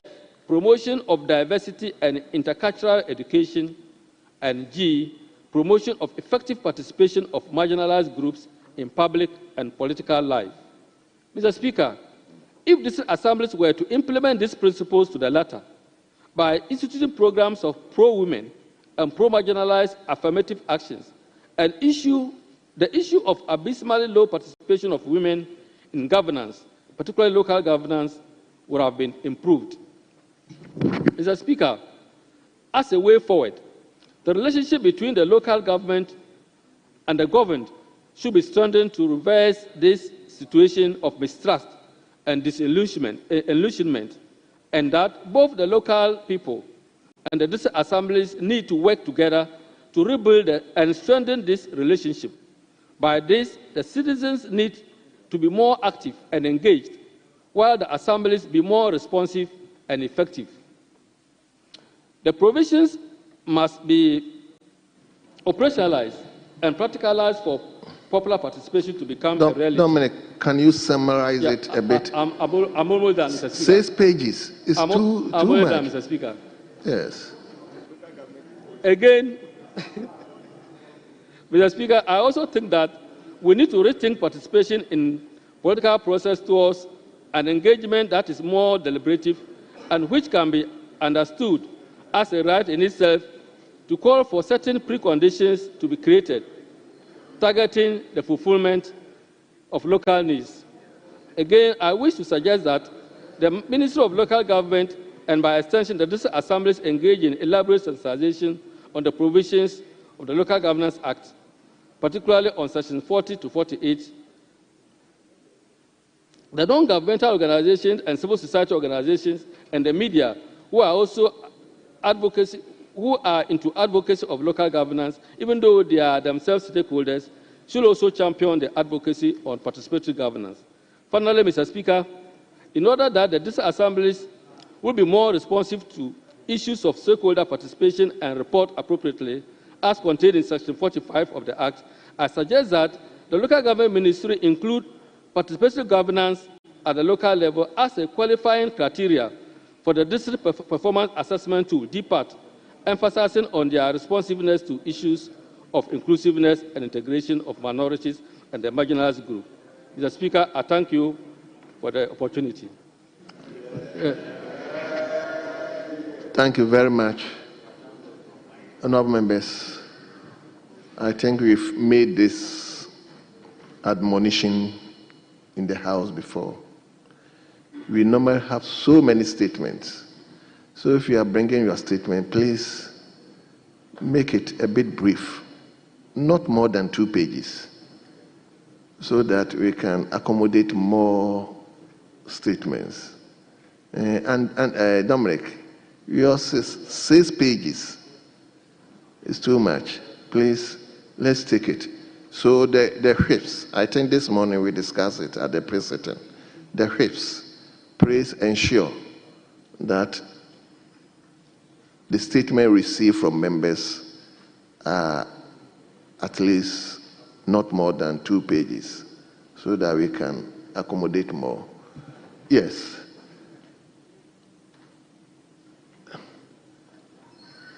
Let me start from here. I'll come back to you. Yes, Honorable Thank you, Mr. Speaker, for the opportunity to add my voice to the statement. 2 statements on the floor. Mr. Speaker, let me commend the 2 honorable members who made the statement. Actually, when you look at the organogram of the local government structure in this country, Mr. Speaker, you will realize that the unit committee members are the units which is at the down 10 of the, Mr. Speaker, the organogram. Mr. Speaker, it starts from the Ministry of Local Government, Chieftaincy and Religious Affairs. You come to the Regional Coordinating Council, being led by the regional ministers, the Metropolitan, Municipal and District Assemblies, being led by the chief executives. Now you come to the assembly members, the zonal council, and finally, the unit committee members. Mr. Speaker, when you look at the organogram, the unit committee members are the people who are not motivated in any way by the structure, by the organogram, which I think that we need to do more about this. They work assiduously at the various units that they find themselves. But meanwhile, they are not being motivated. And even adding to the assembly members, how can an assembly member travel about 30 kilometers to the district capital, have a meeting, and be given 150 Ghana cedis as sitting allowance without even TNT? Some of you don't get it at all. So, Speaker, it's something we have to look into it. And they are working for the country. And therefore, we need to do so much about it. Mr. Speaker, I will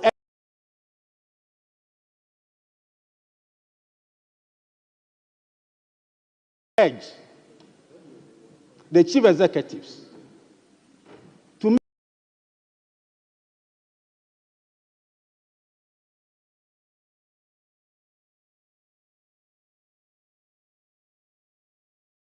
make sure that they increase their IGF at wherever level.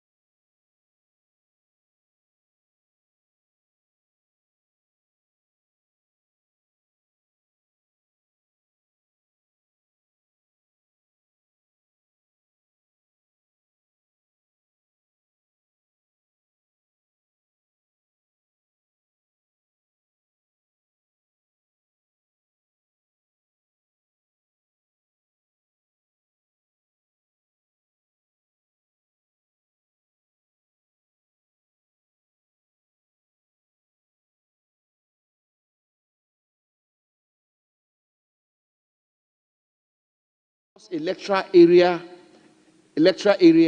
resource unit areas, so that the development will take place at the district assemblies. Mr. Speaker, but we all know that across the political divide, governments after government, the common fund, which is supposed to be decentralized, which is supposed to be disbursed to the local government structures, is mostly centralized, where procurements are done at the center and then payments are done directly from the common fund, and the assemblies are given the procured items, whether or not they need them. Nobody asks any question. Mr. Speaker, if you go to my constituency of Damango, the needs of my constituency of Damango, Mr. Speaker, will be different from the needs of the constituency of, say, Zibila or somewhere, or Famina, indeed. Mr. Speaker, which is why, if you allow me, the story is told of an NGO which built a borehole in the center of a village and believed that they had built a borehole to alleviate the sufferings of the women, so that the women will not trek long distances to fetch water, only for the women to abandon the borehole and continue to go down the stream to fetch the water. And when the investigation was done, that was the only time they also got the opportunity to escape from homes, to chat, to gossip about their husbands, and so on and so forth. And therefore, to tell them to fetch the water from the center of the village was problematic for them. And that is why, Mr. Speaker, we have to have tailor-made development. Mr. Speaker, when you go to the United Kingdom, there's a department called the Department for Environment, Food and Rural Affairs, DEFRA. It's a very important, powerful department in the United Kingdom, which is responsible for rural development and rural affairs. Mr. Speaker, you are familiar with council homes. That is how many people came to own homes in the United Kingdom, council homes. These are all decentralized structures. And also the question of getting our local government structures to be able to generate their own revenue and generate their own resources. And then the issue of capping. When the assemblies engage in internally generated funds, then we have capping formulas and so on and so on. So, Mr. Speaker, it's a very important subject. I'm not too sure we can do justice to this particular subject on one occasion. But I want to conclude, Mr. Speaker, to say that at the very least, let us make the effort to decentralize healthcare, decentralize education, decentralize agriculture. I dare say, Mr. Speaker, even roads, in terms of not so much in terms of not the expenditure, but in terms of the prioritization of the roads. The assemblies must be the maintenance as well. The assemblies must be in the position, they should be given the authority to determine which roads are their priorities. And indeed, Mr. Speaker, rural economy. The major problem we have in our country is rural economy. And almost every town or village of significance or substance in our country has a market. It tells you how driven, how entrepreneurial our people are. And so, Mr. Speaker, we are hoping that the new Minister for Local Government, the Minister for Health, the Minister for Education, the Minister for Agriculture, the Minister for Roads, and the Minister for Finance, of course, will put in place the formula and put in place the right policies to ensure that we deepen local governance in our country and ensure that we take development to the grassroots of our people. Mr. Speaker, I thank you for the opportunity. Thank you. Thank you so much.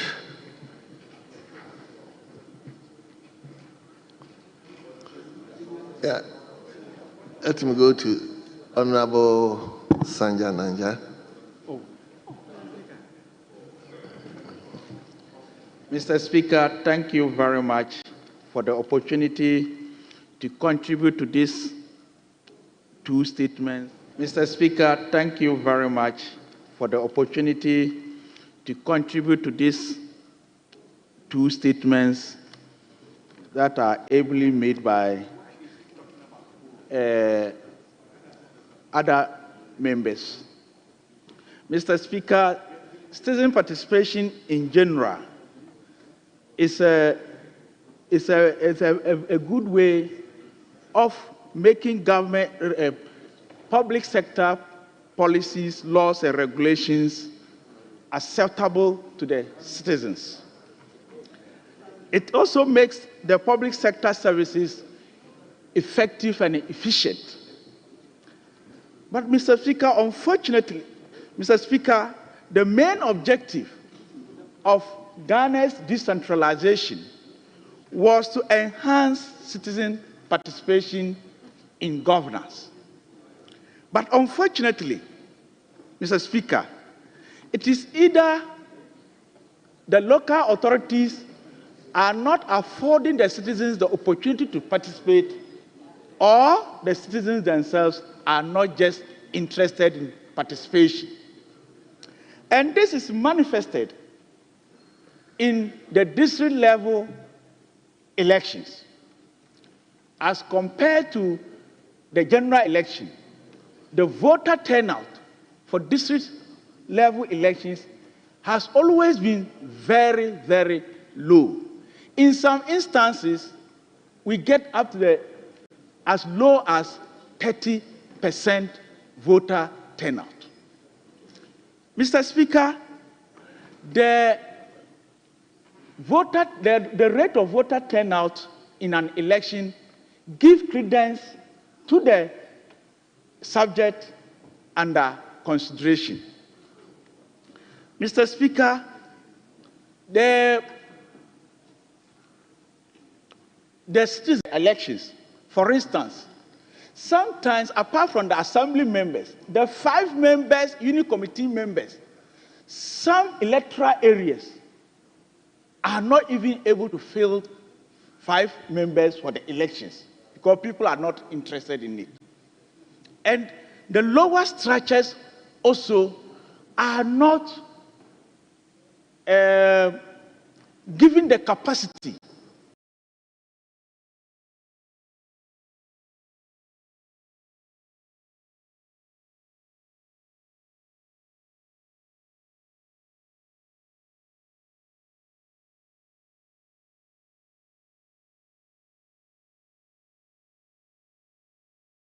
to function.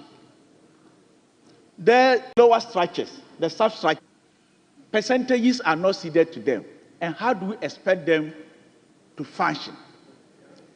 During field fixing resolution, for instance, you invite citizens to come and participate. And the number of people you get leaves much to be desired. People don't come. They are not just interested. And the assemblies, the local authorities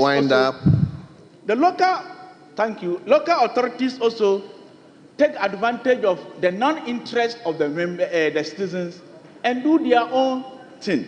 So, Mr. Speaker, I think we have to sensitize the people. We have to do more publicity, especially during the elections time, the district level elections. The publicity is normally very low. On this note, Mr. Speaker, I wish to thank you for the opportunity to comment on the statement. Yes. Let me now go to Honourable Member. Now that I've gotten to know your intention, I wouldn't call you. You wouldn't catch my eye. Yes, Honourable Member for Afwano.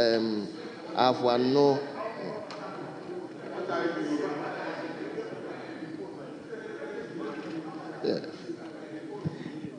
Thank you very much, Honourable Speaker, for giving me the opportunity to contribute to what the makers of the statement have said. Mr. Speaker, to ensure effective local governance and decentralization in Ghana, I think we should look at how to resource the actors of local governance in Ghana in discharge of their duties, be it the executive, the legislative, and deliberative functions of the various assemblies. Mr. Speaker, let me zero into the consultations of honorable assembly members before and after assembly meetings. Mr. Speaker, honorable members of the various... Yes.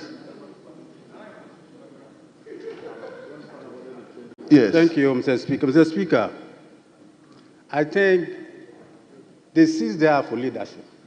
Who? The seats, the front seats, they're for leadership. And therefore, I don't know why they keep sitting there. We have a convention in the House. What convention? If they have changed leadership, they should tell us. What convention? That we shouldn't come and sit at the leadership seat, within the leadership seat. Were you in the House yesterday? Yes. Mr. Speaker. Were you in the House yesterday? Mr. Speaker, I suffered the same thing. I suffered the same thing. Honorable member, the mere fact you suffered... The same, Mr. Speaker, the same seat made me to leave the seat I was occupying into my seat. Thank you. Thank you. But as we speak, there's nobody on the front seat. All the people sitting are leaders. But, honorable member, yesterday I think we delved into this. Your issue came up, and the first deputy speaker ruled. But yesterday, I think we expatiated further that the front seat are reserved for leaders. Members can come and occupy when there's nobody. So we normally term them as available leaders. But please, allow me to explain. But when there's a leader, it doesn't mean that nobody can come and discuss a matter with the leader. So I saw Honorable Adelaide coming to the front seat. He came to confer. He came to either take information, and that one is allowed. But coming to sit there permanently, that is what we can raise an issue. I think yesterday we dealt into this matter. So, Honorable Afo, your issue has been dealt with, and I think we don't need to revisit this issue again. Yes, Leader. Mr. Speaker, thank you very much, and thank you for the explanation. Yesterday, I heard the first deputy speaker rule on this matter. But I know how he was treated was unfair to him. That's why Honorable Nyindam yesterday raised the issue again for better explanation. Because like you said, leaders may occupy the front bench, but members may walk in to have a discussion with them. But the minority side raised the issue, and the first deputy speaker sacked the honorable member from the front bench. It wasn't a present situation. That's why he's still in pain, and then he wants to bring the matter up. So I think this explanation will settle him, and then going forward, let members understand that they can still walk to the front bench, have their discussion, and walk back to their seat. So this is the explanation we wanted to get, so that when there's a clarity, members will feel free, and then they can also reach out to their leaders. But leaders are here to work for the backbench. So if there's a denier, then we are not here to serve them. Perfectly right. So thank you very much. Mr. Speaker, let me thank you so much, and let me thank my leader too. Mr. Speaker, on that note, then I will need apology from the front bench. Oh, why? From the unqualified apology from their Honorable Afo, this Mr. thing Speaker, is over. You see, if you render unqualified apology for what they did to me the last time.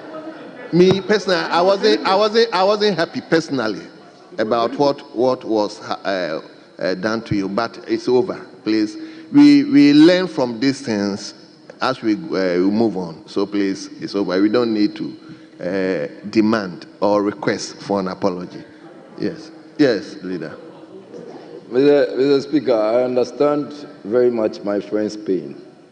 But, Mr. Speaker, you also agree with me that it was a comment that was made by my chief whip.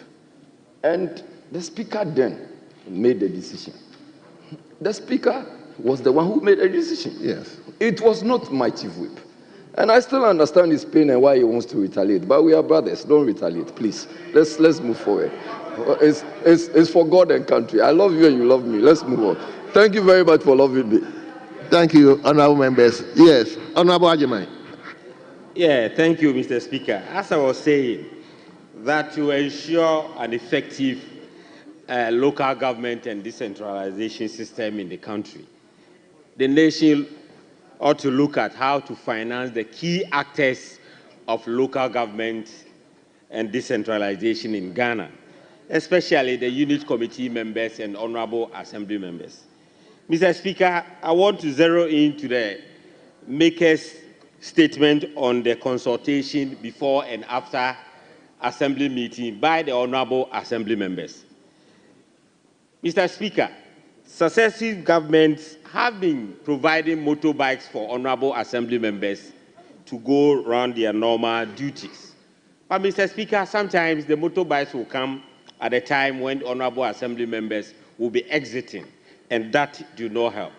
For instance, an assembly member of Mabai in Ahafuanonof, how does he go around to visit his people at Kobeda and Kwafukrom before he goes to the assembly meeting to deliberate on the issues concerning their plight? So I will want to take this opportunity to appeal to the honorable local government minister and the local government ministry itself to make sure they expedite action on providing motorbikes to the honorable assembly members. And I believe that will help. Then looking at the relationship and other things between the traditional authorities and the unit committee members. I'm happy today the Ministry of Chieftaincy has been merged with Ministry of Local Government. So the minister should take note of that and then take action on that.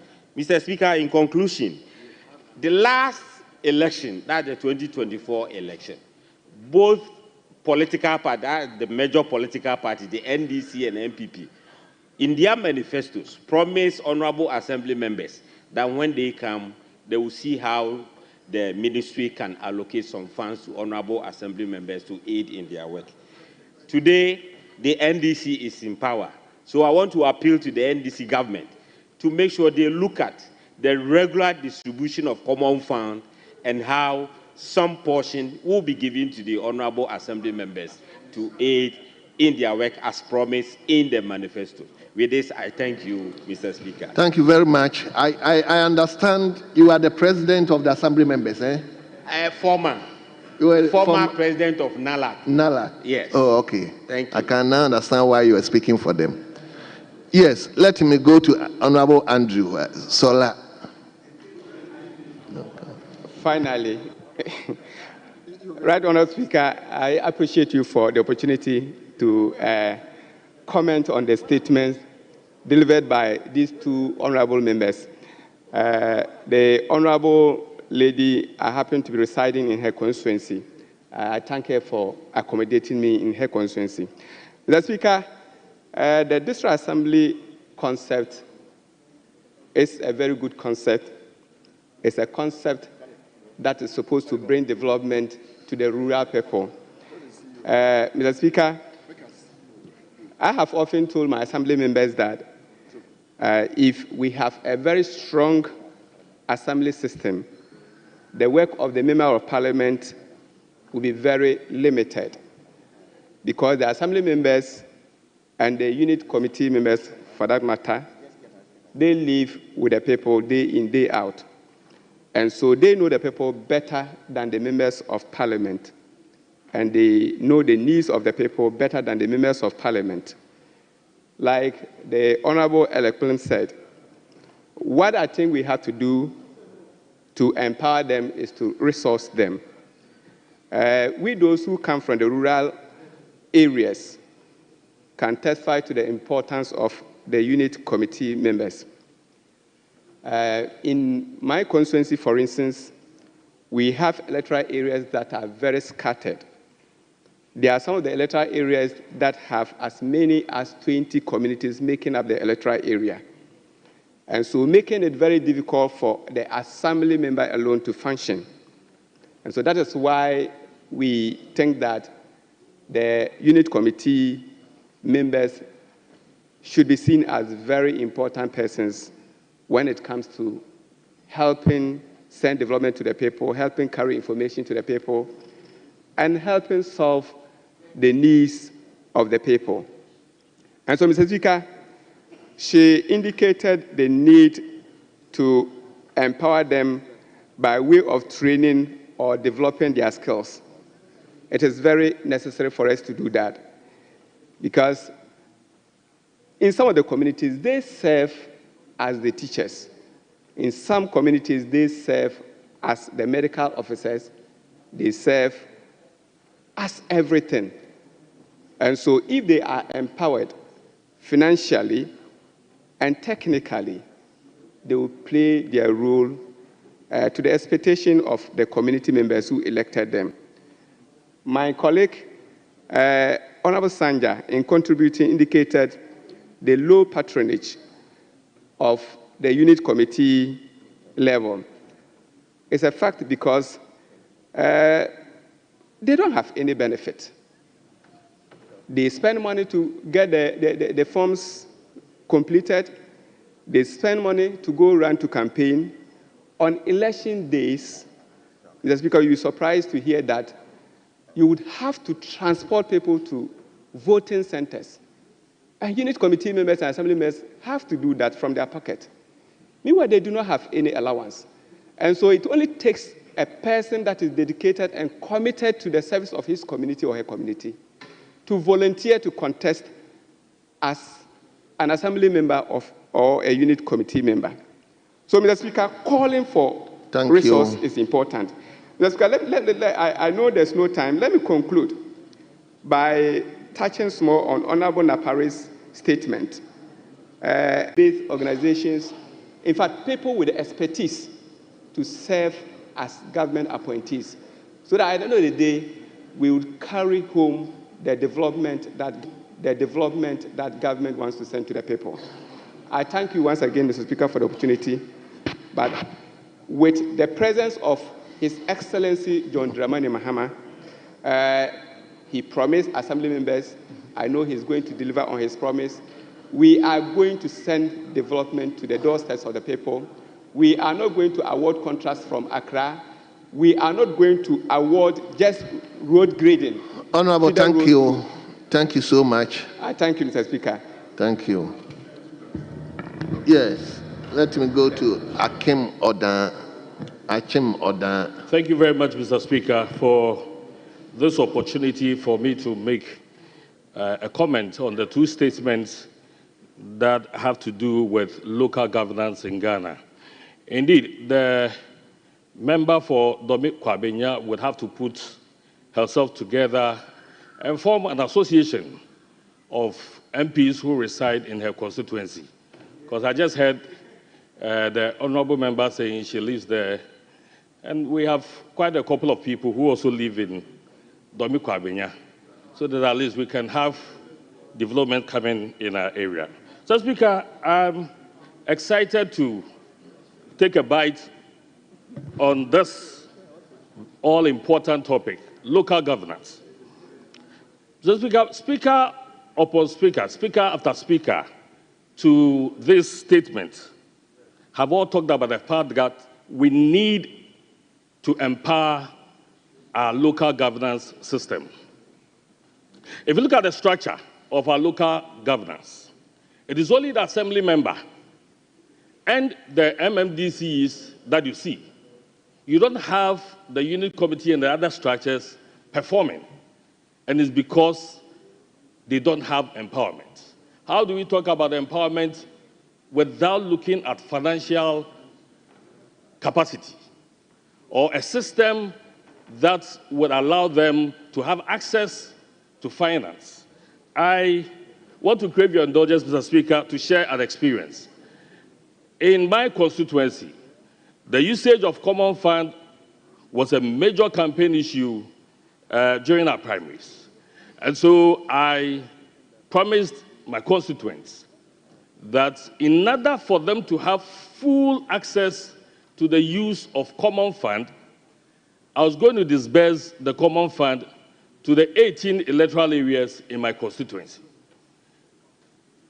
When I got elected, every common fund that is released, yes, it was disbursed to the 18 electoral areas. We had the various electoral areas led by our assembly members opening electoral area accounts. And these monies were disbursed from the district assembly directly into that account. It made it easier for me to account for the common fund for every quarter. Even though I do not have any major project standing in my name, for every electoral area you go, there is something that they can point to that attests to the fact that this is what the MP's common fund has been used for. I think it becomes easier for you to account for the common fund because it's one major area that as a member of parliament, if you are not careful, they will definitely use it to campaign against you. No, I'm not concluding. You have to learn from my experience. And so, Mr. Speaker, it is the reason during the campaign of Dr. Mahmoud Bawumia, he promised that portions of the common fund were going to go to the electoral area. We did not vote for him. But once the NDC promised that they were going to pay assembly members, we are quietly waiting for that promise, because if assembly members are going to be paid, it would entice people to come and volunteer to become assembly members and to be voted for. After you have paid them, let's ensure that we have resources that will go directly into the electoral area, because we know the assembly common fund, when it goes to the district assemblies, they get into major projects and the electoral areas do not benefit. Mr. Speaker. Thank you. Thank you very much for this opportunity. Yes. No, let me go to the first timer. Yes, my brother. From where? Asutifi North constituency. Asutifi North. Oh, okay. Thank you, Mr. Speaker, for giving me the opportunity to comment on the two statements. However, my interest is rather going to be on the statement by our colleague, Member of Parliament for Dome Kwabenya, with the plight of unit committee members. Having been an assembly member and a presiding member before, I have a personal encounter with them. And I think it's right that as members of parliament, we look at how our unit committee members are treated. In fact, the district elections is designed to bring democracy and governance to the doorstep of Ghanaians. And if you look at the structure of our local government, the Constitution and the Local Governance Act provide the framework for such structures to exist between the Assembly and the Unit Committee. These substructures are composed mainly of the unit committees and the elected assembly members. We have the town councils, the zonal councils, and the area councils. If you go to the area councils, they are composed of elected assembly members within that area, and then not more than 10 unit committee members. That is, the composition is 15. So you realize the unit committee members have majority numbers in terms of the composition of these area councils. However, at the end of the tenure of these unit committee and assembly members, it is only the assembly members that provisions have been made for them to determine their emolument. But these unit committee members are the focal point for local engagement. If you look at the functions of the unit committee, Mr. Speaker, you realize they are to assist the area or urban councils to enumerate and keep records of all rateable persons and properties. And it is as a result of this that the Assembly can generate IGF. But in the disbursement or the usage of this IGF, the unit committee members don't even see how they are used. So I think it is at the right time that we look at how these unit committee members are treated, especially when their tenure of office is getting near. The assembly members are given motorbikes, but the unit committee members don't even have a bicycle to even go to the various areas. Thank you. And so I think the local governance minister should look at this and consult in getting some of these concerns addressed. Thank you, Mr. Speaker. Thank you very much. Should I come to leadership? Yes.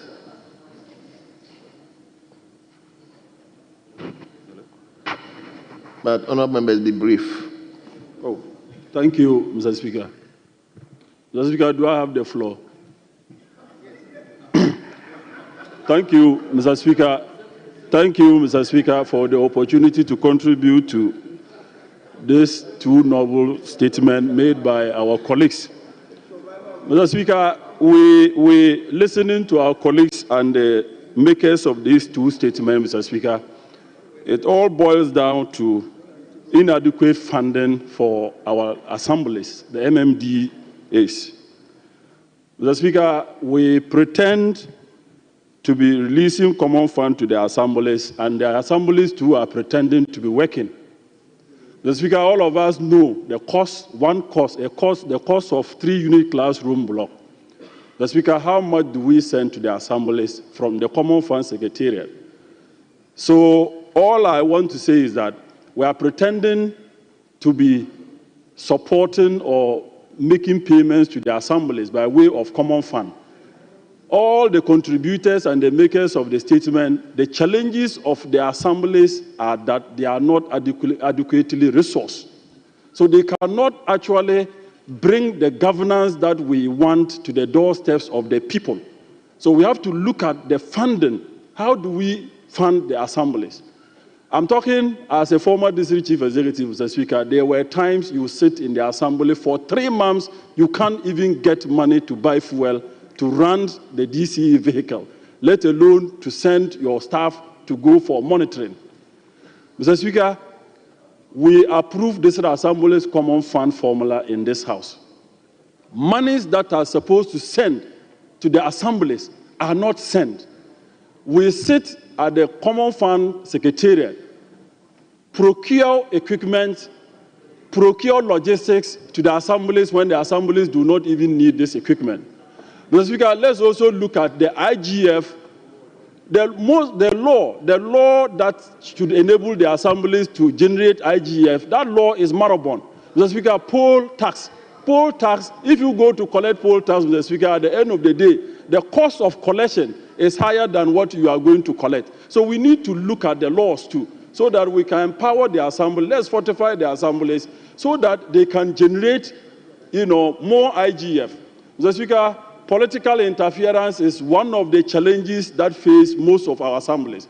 As a district chief executive, Mr. Speaker, you are protecting your seat.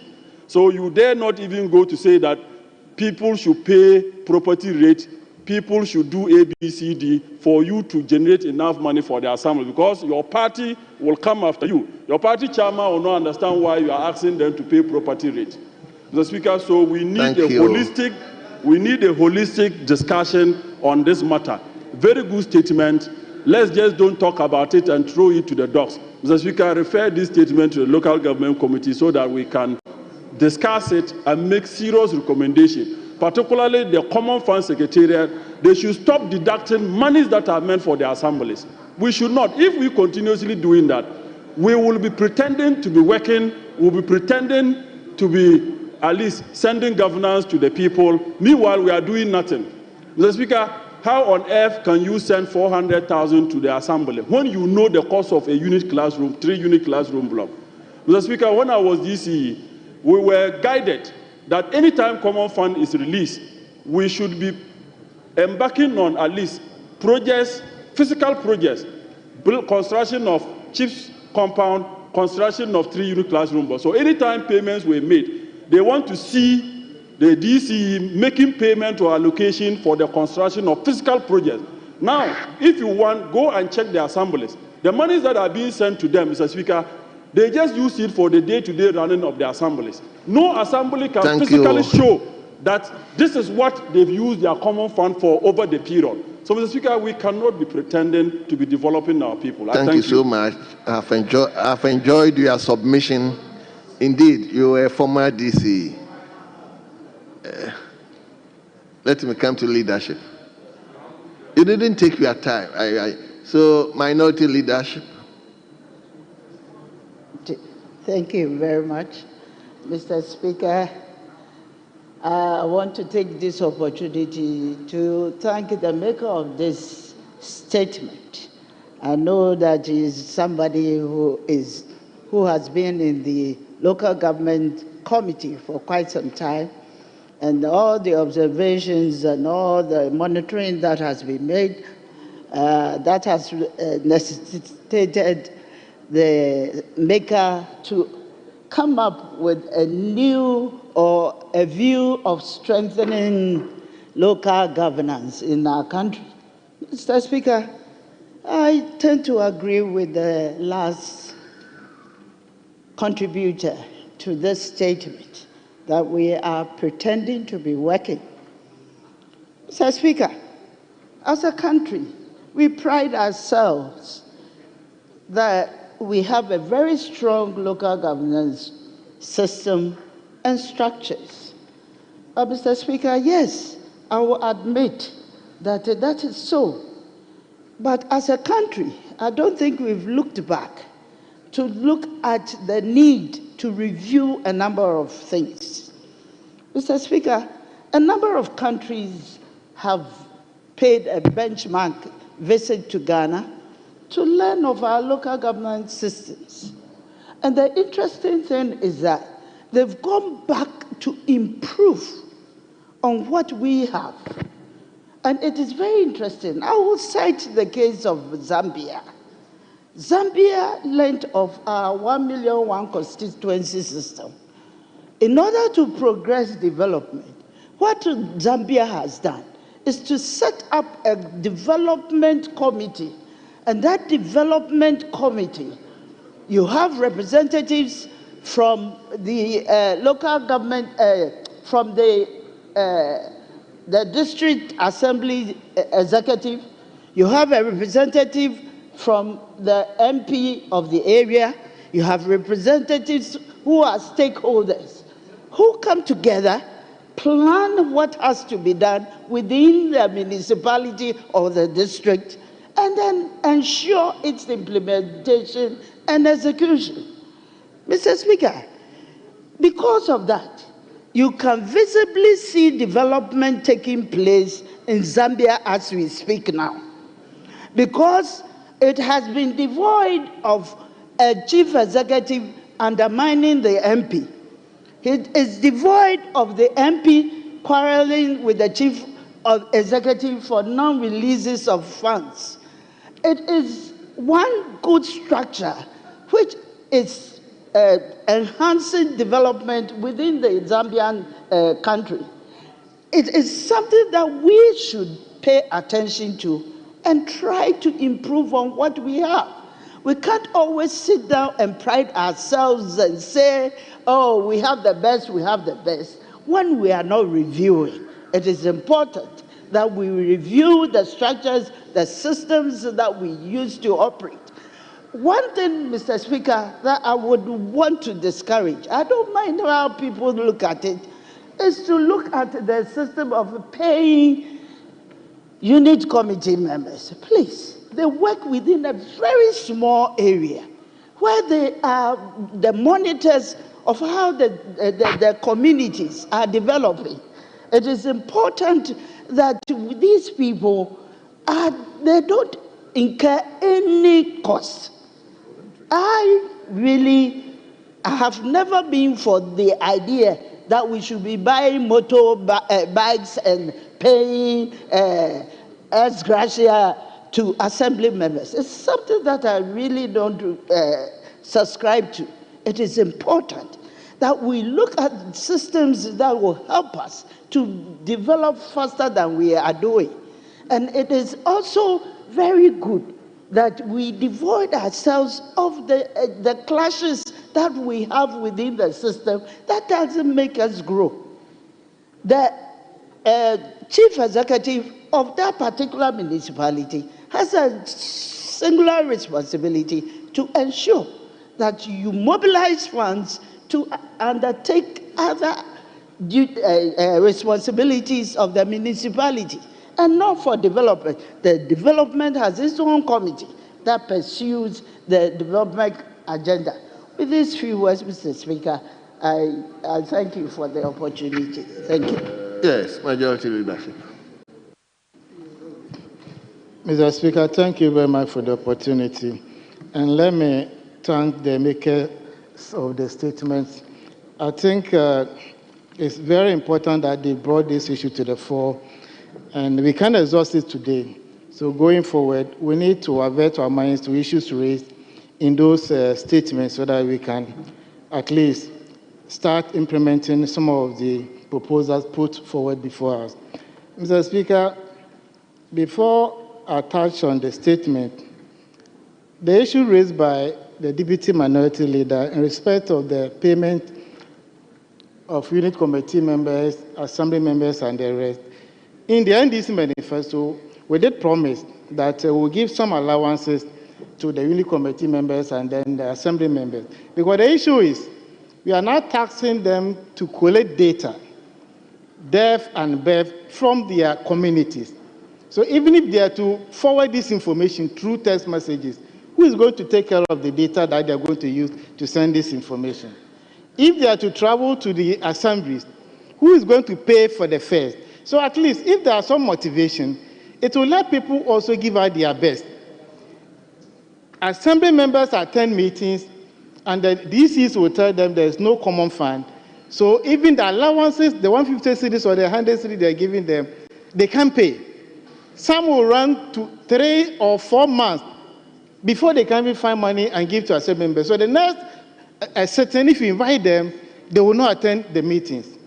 So these are some of the issues we need to have a very better understanding and put it before all of us, especially after the presentation of the budget. The formula will be presented to us. We are going to approve the formula. Leader, you are aware, even in the formula, about 50% of the allocation is disbursed in Accra here. Care lepers, youth development, school feeding. So in the Constitution, Article 252 is telling us that we should transfer not less than 5% to the local assemblies for development. The question is, do they get a 5%? Even from the finance ministry point of view, sometimes they transfer 3.5 or less than the 5%. We have promised to transfer 7.5%. It is in our manifesto. So help us to walk the talk, and let's make sure the 7.5 gets to the assemblies so that they can use these monies for local development. Mr. Speaker, I was a member of the local government committee. We were given an assignment to tour the whole country to monitor projects. That was the past 4-5 years ago.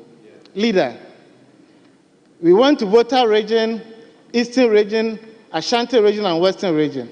You go to the assemblies and you identify a project. You ask them, who is the contractor? They don't know the contractor. Who is the consultant? They don't know the consultant. What is the project cost? They don't know. And the DC will tell you, we have invited them for a meeting, and they don't want to even attend our meetings. So who is supervising the work? Meanwhile, the structure is developing at this municipality, but he doesn't know the contractor. So if there are defects, how do you correct it? So we are doing decentralization, but we are holding back the activities of the local assemblies. We sit in Accra, award contract, make payments in Accra, and the people at the assembly, sometimes they don't even need the project. They have their own needs. We need to review it. We need to sit down with them, let them give us their priorities so that we invest the money into those areas. You mentioned the 1 million per constituency that the Zambia people came and tapped on it, and they've enhanced it, and it's helping them. In our constituencies, who can tell me he's aware of $1 million transfer to the constituency? So on paper we are doing well. But if you go to the ground, We are not walking the talk. It was a propaganda thing we did. Unless we have evidence to prove that Beer East, for the past 8 years, we transfer 8 million Ghana cedis. These are the projects. And these are the projects we use the money to execute. So, Mr. Speaker, we do propaganda with everything. Yeah, hold on, let me give it to them. So, Mr. Speaker, enough of the talking. Let's stop the propaganda. Let's make sure that what we are saying is what we are doing on the ground. You can't announce to the whole world that every constituency has received 8 million Ghana cedis worth of project. Meanwhile, you have not transferred even 500,000 to the assemblies. What kind of local governance are we talking about here? Mr. Speaker, the local governance service, they sit in Accra, do recruitment, transfer or post these officers to the local assemblies. The DCs are not aware, they don't know their background. You go to some assemblies, you have about 3 deputy coordinating directors sitting idle, no space to even work. But every month, they draw salaries from consolidated fund. Are we not wasting resources? So these are some of the issues we need to come together as a house and deal with them. If not, if you do all the computation, you come to the conclusion that 5.3 billion Ghana cedis is transferred to the local assemblies for, let's say, 2024. What is the impact? Check from 2023, 2024. Common fund is still owing the assemblies, including members of parliament here. Our project fund has not been paid. The year has ended. A new government is in place now. They are going to put together a new formula for approval. What about the arrears? But on paper, it is written, oh, we've transferred this money to the assemblies for development. Where is the money? Where is the project? So you see projects springing up at various communities. Contractors have abandoned site because of non-payment of certificates. So these are some of the issues we need to avert our minds to so that we come together as a house and deal with them. But 7.5% will be released in this 2025 budget because we've signed a social contract with the people. We've promised the people and we will deliver. Mr. Speaker, with these few words, I thank you very much for the opportunity.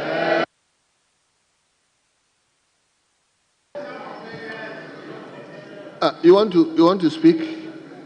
It's just a matter of information. It's point of information. Point of information? Yes. But I gave you the floor. You didn't speak. No, it was because of what he said. Mr. Speaker, it was because of what he said. Honorable, why? Honorable members, please. Mr. Speaker. Yes, leader. The point is, yes, you wanted to raise a point of order whilst he was speaking. I gave you the opportunity, but you sat down.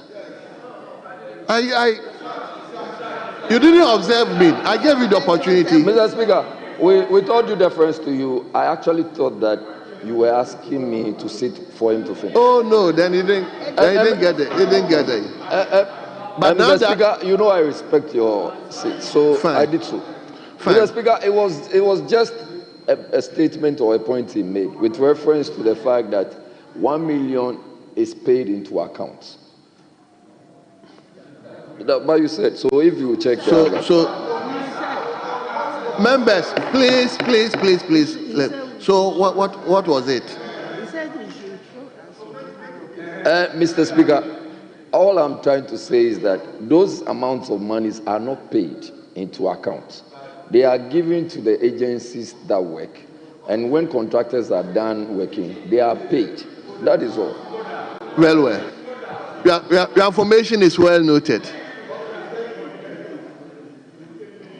Honorable member for Elmina. Why? Is there an issue? Yeah, he's misinforming the House. Yes. It was supposed to be $1 million to the assemblies. I was in Cape Coast when the former vice president came over there and told us over there that those assemblies should run to Accra and that the money was there. And if you don't go and collect the money, they will spend it in Accra. Yes, you lied. Thank you. That's what he said. Thank you. Thank you. Thank you. Misinformed us. Thank you. Thank you. Thank you. So it was with you. Honorable member, it's okay. It's okay. Well noted. Well noted.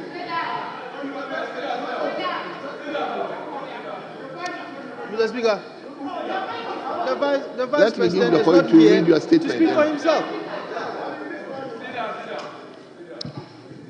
Honorable members, I think these are red herrings. We don't need to. The statement has been made, it has been contributed to, and I think that is that. We don't need to move outside the jurisdiction. So, honorable members, let's take the next statement from Honorable Member for Tafo.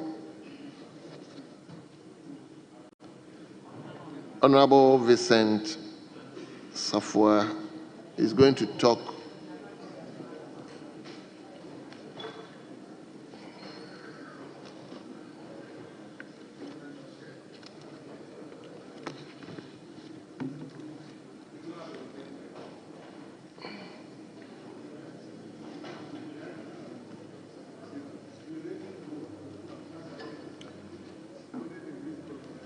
Honorable Member, you are going to talk on education at a crossroad. Education at a crossroad. Safeguarding progress in Ghana's educational sector, presented by Honorable Asafua. But Honorable, before you leave, let me acknowledge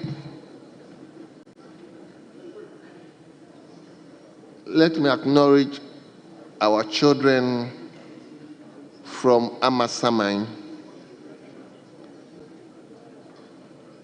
They are Visila International School.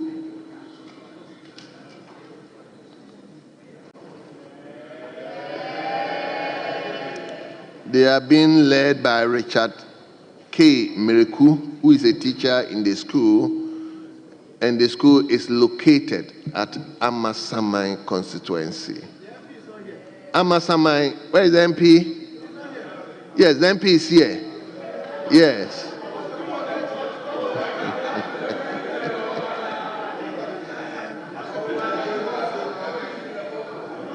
Honorable members,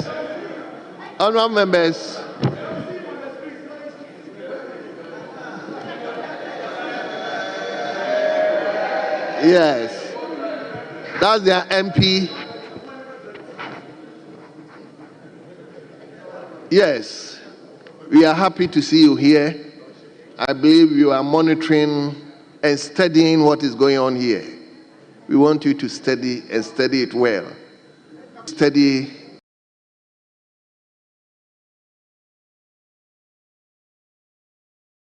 so that tomorrow, if your uncles, your aunts, your fathers, if you are no more here, you come and take over from us. Right? So study hard so that tomorrow you take over from us. You are welcome.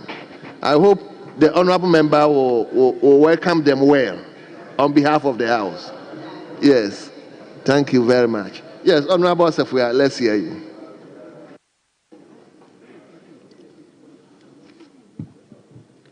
Thank you very much, the Right Honorable Speaker, for this opportunity.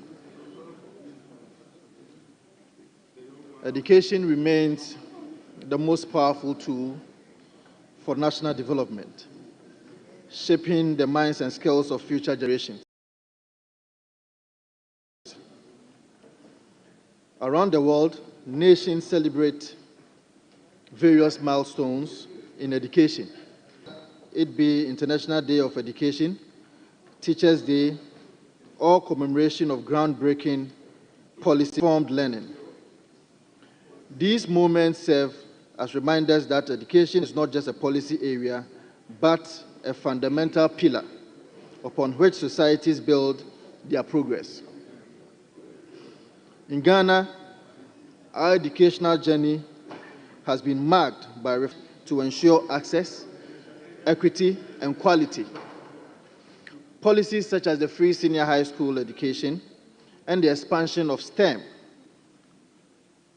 science, technology, engineering, and mathematics education have played a transformative role, empowering the youth and securing the country's future.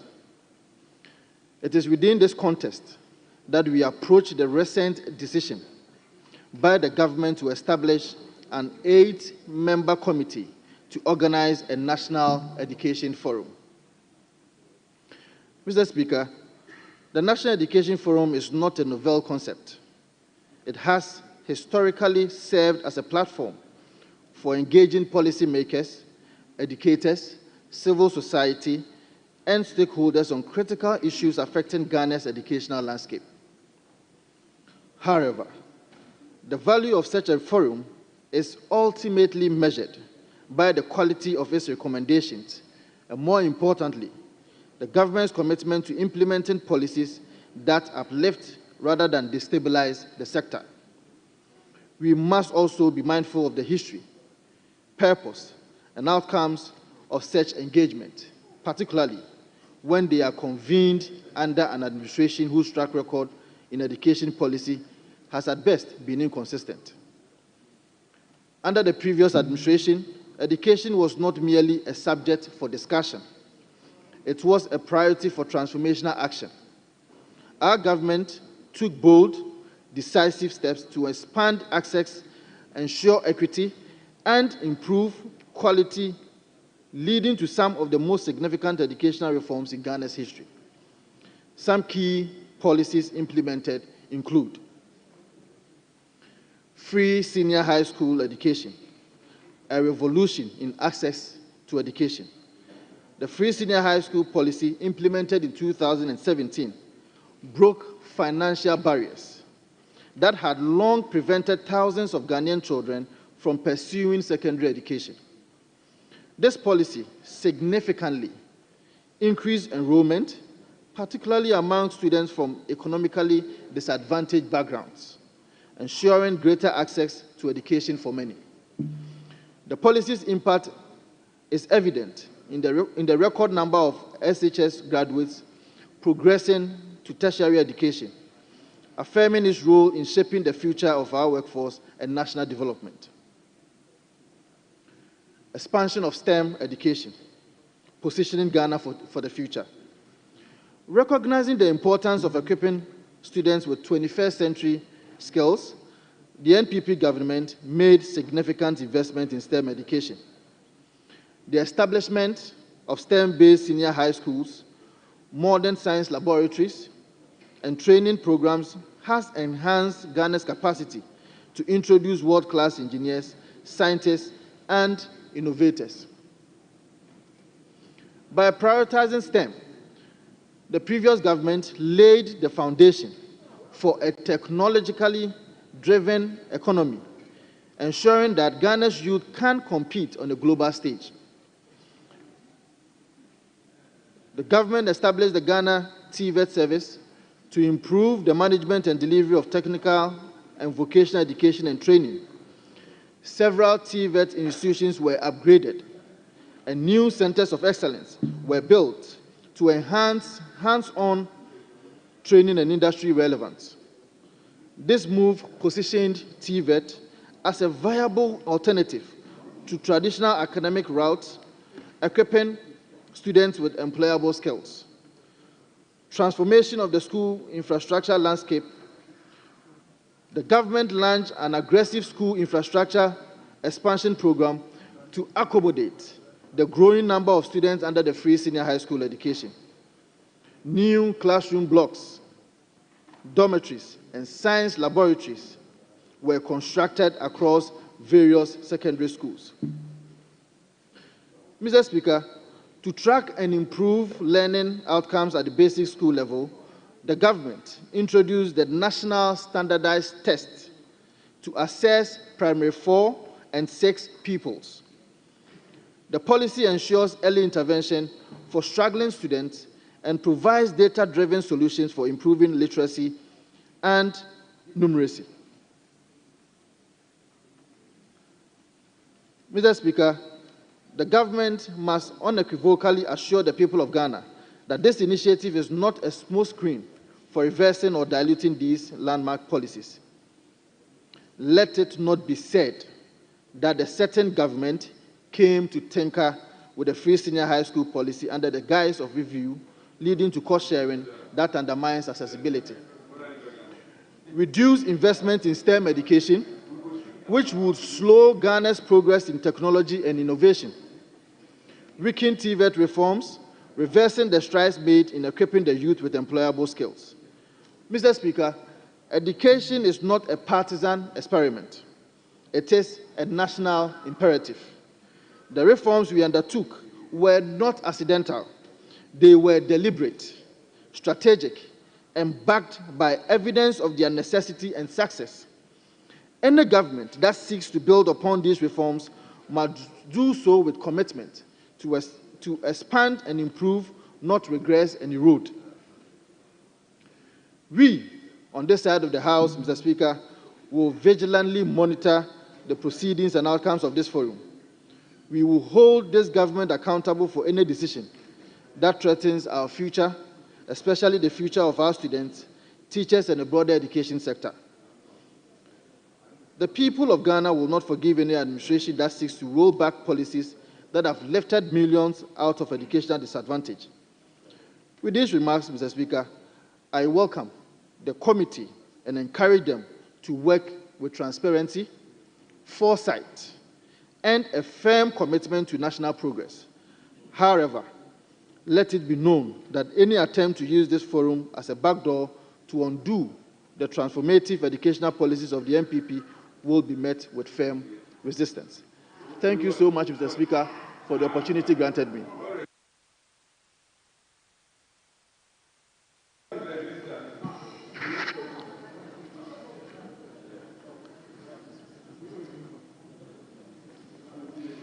Yes. Why should he sit down? Why should he sit down?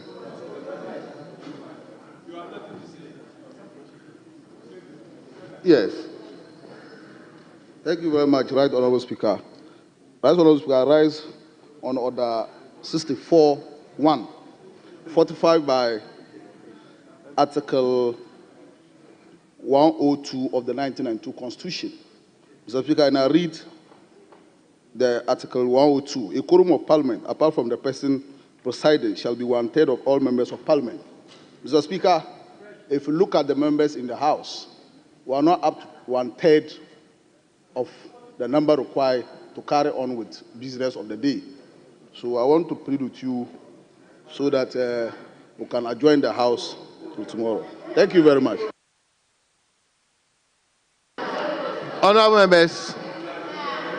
Honorable members, please. Leader,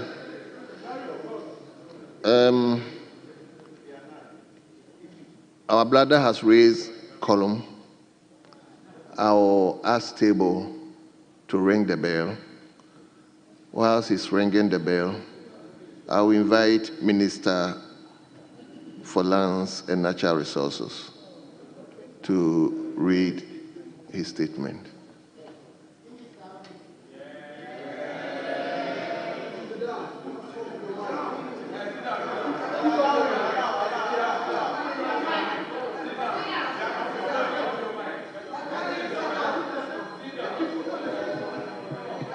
Honorable members. Thank you, Right Honourable Speaker. Right Honourable Speaker. Yes, we will discuss this together. Because my brother, I thought he was going to comment on the statement rather than to raise a column. So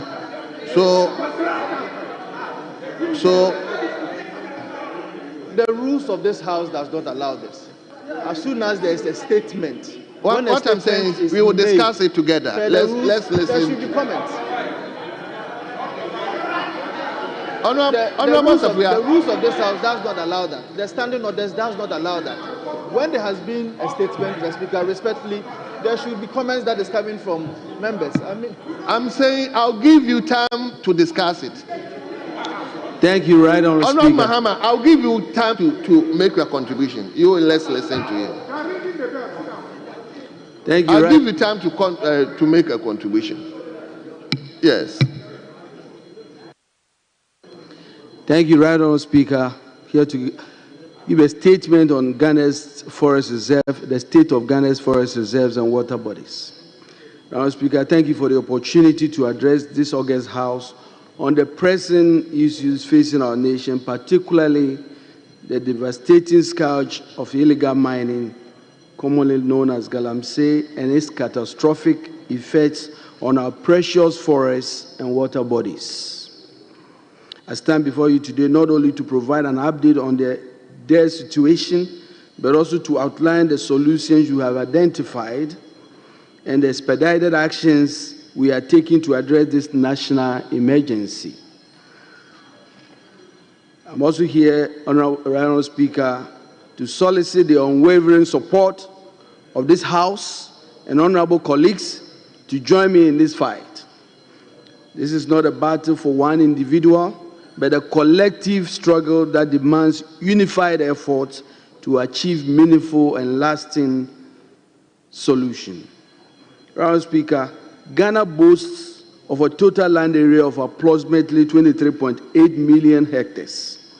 Of this, about 3.6 million hectares, which is 15% of our total land area, are designated as either forest reserve or wildlife protection areas managed by the Forestry Commission.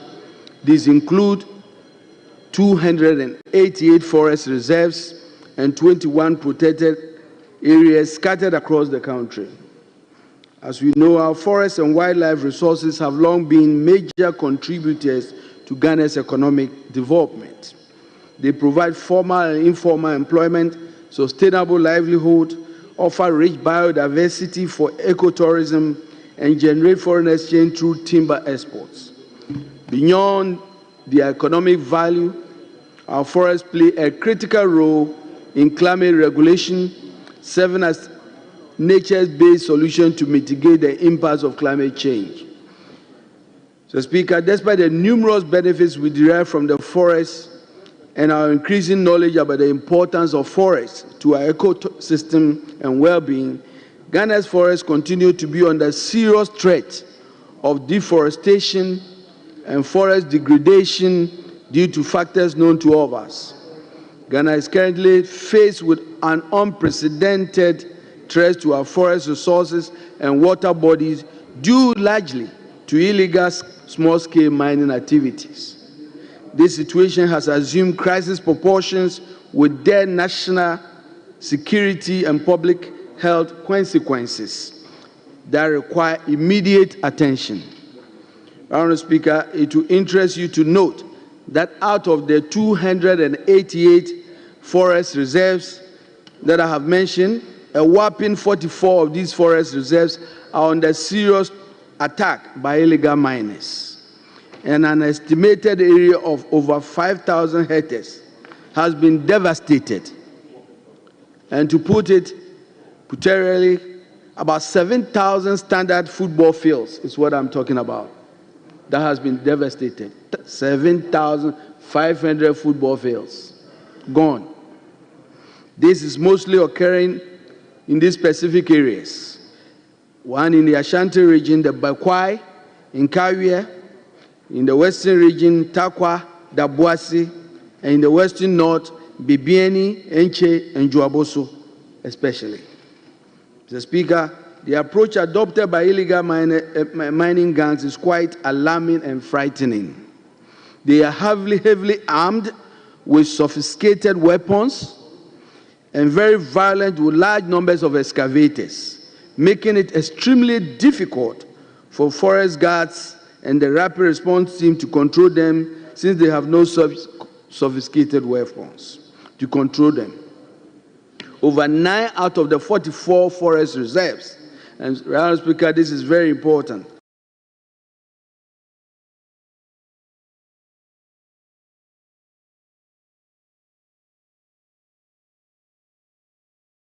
over 9 out of the 44 forest reserves have been completely taken over by this illegal mining tax with impunity, and the Forestry Commission no longer have access to these forest reserves. This situation is dire and must be condemned by all citizens of Ghana. Madam Speaker, the impact of illegal mining on our water bodies, which is the second phase, is critical and equally alarming. Among the three water basin systems in Ghana, which is the Volta, Southwestern, and the Coastal Western Basin systems, the Southwestern Basin system is most impacted. The rivers that form the Southwestern basins are the Ankobra, the Pra, which is made out of Fin, Brim, and Odan, and the Tano and Bia. According to the Ghana Water Company, the normal turbidity levels for water on the treatment should not exceed 500 NTU. However, the current turbidity levels of these water systems are between 5,000 and 12,000 NTU. The Ghana Water Company has had to shut down some treatment plants in Takwa at a point due to overpollution from Galamsey. The Speaker, the pollution does not end with turbidity. These water bodies are also contaminated with toxic chemicals such as cyanide, mercury, hydrocarbons, and used recklessly by these illegal miners. This is utterly unacceptable. We cannot afford to reach a point where access to clean potable water becomes a daily struggle for citizens. Mr. Speaker, this is the grim reality of the state of our forest reserves and our water bodies. This is indeed what we have inherited. It is a legacy of environmental degradation that we must confront head-on as part of His Excellency President Mahama's Reset Ghana agenda. The outlook is undoubtedly bleak, but we are resolute in our commitment to reversing this crisis with your support. In line with this Reset agenda, I wish to provide highlight of some short, medium, and long-term measures that we have embarked upon to address this situation. In the short term, Mr. Speaker, we want to clear all water bodies from illegal mining activities through the use of river gas under our Blue Water Initiative. Details of this initiative will be provided during the launch of this initiative in the coming weeks. 2, engagement of stakeholders at all levels. Among other things, the intention is to strengthen our regulatory and law enforcement regime and get the buy-in of stakeholders on measures being pursued. And all the stakeholders must include our traditional authorities, municipal district authorities, civil society groups, our members of parliament, security agencies, state regulators, the judiciary, and here we will talk about the numbers. In the last few years, the numbers for prosecution for illegal mining is not very encouraging. Out of over 800, the number we had for people who have been prosecuted was less than 40. And so we need to look at that area as well. This is the reason why I'm here today, right on, Speaker. I wish to seek your commitment and the commitment of the leadership at all levels, including all political parties, including my friends on this side and my friends in the majority as well. We have to collectively fight this. Mr. Speaker, another short-term measure is that I inaugurated a working group of experts on Wednesday, the 12th of February 2025, to undertake a review of the mining sector and licensing regime and recommend immediate radical reform to sanitize illegal mining activities within our forest reserves and our water bodies. And our committee is expected to submit its report by the end of the month. Mr. Speaker, we are also collaborating with the Ministry of Environment, Science and Technology and actively discussing modalities for revoking LI 2462 to establish a more responsible legal framework for small-scale mining in ecologically sensitive areas. Mr. Speaker, our short to medium-term approach is to roll out the government's Tree for Life reforestation initiative. This ambitious initiative aims to restore degraded landscapes by transforming areas ravaged by illegal mining and other drivers of ecologically function. We intend to promote sustainable forest management, conservation, and reforestation to combat diversity loss, water pollution, climate change, and environmental degradation. Threats that now pose an existential threat to our existence. We recognize that many young people turn to illegal mining deployment opportunities. As part of our long-term strategy, we are also exploring a lot of other alternatives, sustainable livelihood to reduce dependence on galamsey.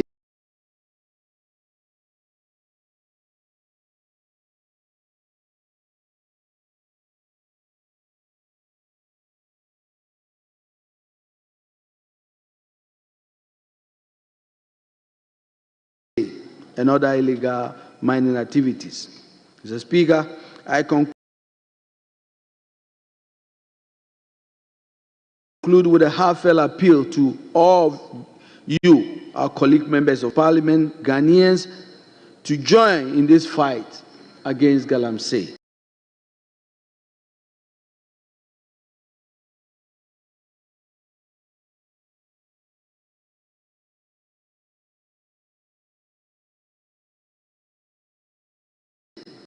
Let us unite to support the measure outlined today. We owe it to ourselves, our children, our future generations, and secure a sustainable future for our beloved nation. The time to act is now. Together, I thank you. Thank you very much. Honorable members, I'll invite, we'll come to this topic, but I will invite Honorable Mahama to make his earlier comment on the first statement, then we will shift to this one. So, Honorable Mahama. Yeah, Mr. Speaker, thank you very much. I rose on my feet substantially on two major issues to seek direction from the Speaker on the matter that you had ruled on. You had given direction that we should discuss the statement made by my honorable colleague, honorable member for Old Tafo. And a member raised an issue with quorum. Substantially, it puts the issue on hold, and you gave direction according to Order 64-4, where you said the bill will have to be ranked, discussion will go for 10 minutes, and then a head count done by the clerk at the table, and then we will determine whether quorum has been formed. Without risk of, Mr. Speaker, I don't want to risk a discussion that will not be captured as part of the official proceedings of the Honorable House. Member, I've given you the floor. I want you to comment on that statement. Oh, honorable members, please. Why? Mr. Speaker, I would comment on that, but I feel like it's procedurally right to bring that to your attention. Honorable Mahama, if you don't have comment, please, then I will give the opportunity to somebody else. I have a question. I have a comment, Mr. Speaker. You have? I have a comment, Mr. Speaker. So comment on it. Leave the rest of the process, the procedure to the chair. You comment. I've given you the Thank you very much, Mr. Speaker, for that direction, but I was just trying to help guide the chair. Mr. Speaker, the maker of the statement brought to an education at the crossroads. He highlighted some of the teething issues regarding Ghana's educational system. He also brought to our attention some of the sterling, most innovative and cut-edging educational initiatives that were initiated by the former president, Nana Addo Dankwa Akufo-Addo. But the most important to me and that should engage our minds, is his comment on the flagship, the free senior education program. Mr. Speaker, I have had the opportunity of writing some papers on education. And I remember when I was doing my second degree, politics in primary school enrollment, and the factors that probably would necessitate, if you like, determine whether a person will enroll a female or a male student in school. Mr. Speaker, one of the findings was the financial status of the parents. And free senior high school basically took away this burden and made education accessible to every Ghanaian, irrespective of where you are born, irrespective of the financial status of your parents. And I think that this program will have to be safeguarded. It is in tandem with the Constitution of the Republic that education should be progressively free. And then any attempt by any government to introduce any impediment to access to education by way of parents paying, i.e., would not be in furtherance of the Constitution of the Republic of the country. Mr. Speaker, there are recent talks about parents having to pay for some part of Parent-Teachers Association dues. There are recent talks about engagement with institutions to ensure that education is actually being contributed to by parents. Mr. Speaker, I think as a House, the free senior high school legislation could not be passed by this House in the previous Parliament. Thank you. We will have to pass this Parliament. This Parliament will have to pass it, ring-fence funding sources for education, and make sure that it is accessible for everyone. Thank you, Mr. Speaker. Thank you very much. I'll take the last statement, last comment. I'm saying I'll take the last comment. So I'll either give it to the former minister or...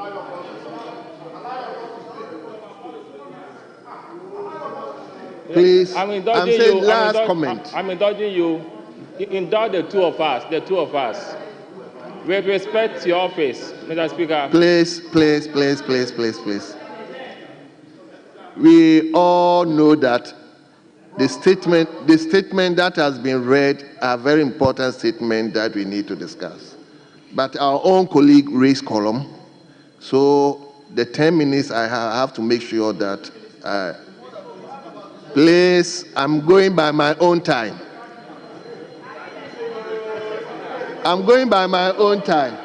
So let me hear you. Mr. Speaker, you're a nice man. Thank you for the opportunity you've given to me. My honorable friend, Vincent Eko Asafua, has made a profound statement, and I commend him for the statement he's made. Mr. Speaker, education, societal development, and progress. Between 2010 and 2020, Mr. Speaker, the SYNDC administration introduced an education strategic plan that spanned between 2010 and 2020. When the NPP took over, we also had a strategic plan by reviewing what the NDC had put in place because it was ending in the year 2020. We also came up with a plan that spanned the period between 2018 and 2030. And because the Speaker, I was expecting the current government to at least examine this document and see the positives, the strengths, and where there are weaknesses, then they can revise those weaknesses so that we move forward. For me, that is how we need to proceed as a country. We don't have to reinvent the wheel. The Speaker, if you look at the document we have right now, that was overseen by Dr. Matapoku Pempe and Dr. Ose Yao Aduchum. It is a comprehensive plan. In the year 2017, we did what we call the education sector analysis based on some of these documents. And we came out with gaps in those existing documents, and we had some suggestions moving forward. That is why we were able to introduce the free technical education intervention. The point I'm making is that through the gaps, we realized that technical education was a way that we need to pursue. Thank you. And we've done that. At a free education and all that. But as we speak, this government is having a stakeholder engagement in the Volta region. Thank you. And the idea, Mr. Speaker, please give me a second to just conclude. And the idea is to come up with a new paradigm. But I'm saying that what is there is enough. Thank you. What we have right now is enough to help this country to move you so forward. Much. They can't reinvent Thank the wheel. you so much, They should Honorable follow the innovative Dr. interventions Thank you. that the MPP government put in place. Thank you so My much. good friend Hannah Dusu, that I respect so much. Please respect me. I'm your friend. I'm your friend. Mr. Speaker, I know Hannah Dusu, the new Honorable education members, minister, Honorable will do members, right. please, don't do that. Allow me in, please. Allow me in, please. Mr. Yes, Speaker, Honorable, conclude my for point me. is that the current education minister, I know him. I know that he is capable and will do right. But I would just advise him as a very good friend to look at the innovative interventions that we roll out and just add on to it. Thank and you. that will benefit this country Thank and you. our children. Thank you Mr. so Speaker. much. I hope initially you said you wouldn't contribute. Yes, I want to finish that one, then I come to. Yes, Honorable Minister. You wouldn't catch my eye again. Mr. Speaker, thank you for the opportunity. I want to commend the statement by my colleague, Honorable Vincent Asefi of Old Tafu, for commenting on what is going on in Ghana at this time in terms of the committee looking at the future of education in our nation. Mr. Speaker, developing a country requires a certain kind of education regime. Other nations have done it, and Ghana can do the same. It's not by accident that China set a goal of producing 50,000 engineers, moved it up from 50,000 to 200,000, and now they have 800,000 engineers coming out of their colleges and universities every year. The purpose of education is so critical. It's not just education. Education must be a system that moves us from point A to B in terms of socioeconomic transformation. Education must be done in such a way that we are meeting requirements of the fourth industrial revolution. That is why I'm proud of what Nana Addo Dankwa Akufo-Addo was able to do in education. When we realized that our nation was paying lip service to the so-called 60-40 ratio, where we've always said that in the universities, we are going to produce 60% of our graduates at STEM-related fields, 40% in the humanities. Then you look at the number and realize that the high schools, you have only 12.5% of your students doing science. How do you change 12.5% to 60% when they move from one level to the other? That is what led us to the innovation of pre-engineering programs. As I speak with you, UMAT has been able to create a pre-engineering program. This year, over 300 students were admitted to the pre-engineering program. These were students who did general arts, who did visual arts, who did home economics, but have a desire to change and add to our STEM-related numbers. They couldn't even admit all the students. This innovation is working. We have model junior high schools focused on STEM. We have Accra STEM Academy educating students from kindergarten to high school. Many things have been done, and I pray that government is a continuum. The new government will look at the innovation, the creativity in education, and continue the trend to move Ghana forward, so that what we've not been able to do for 60+ years, we can do in our generation. I think the legacy should be for us all, that during our time, we took on education and changed it and made it better for our nation and transform our fortunes. Thank you, Mr. Speaker. Thank you very much. Now, please, let me turn to the statement the Minister responsible for lands and natural resources made. So, let me, I'll come to you. Let me start from Professor Bayo. Yes, let's hear you. I'll come to you. I'll come to you. Mr. Speaker, thank you for the opportunity.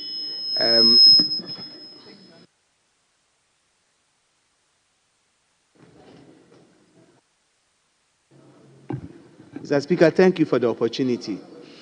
I wanted to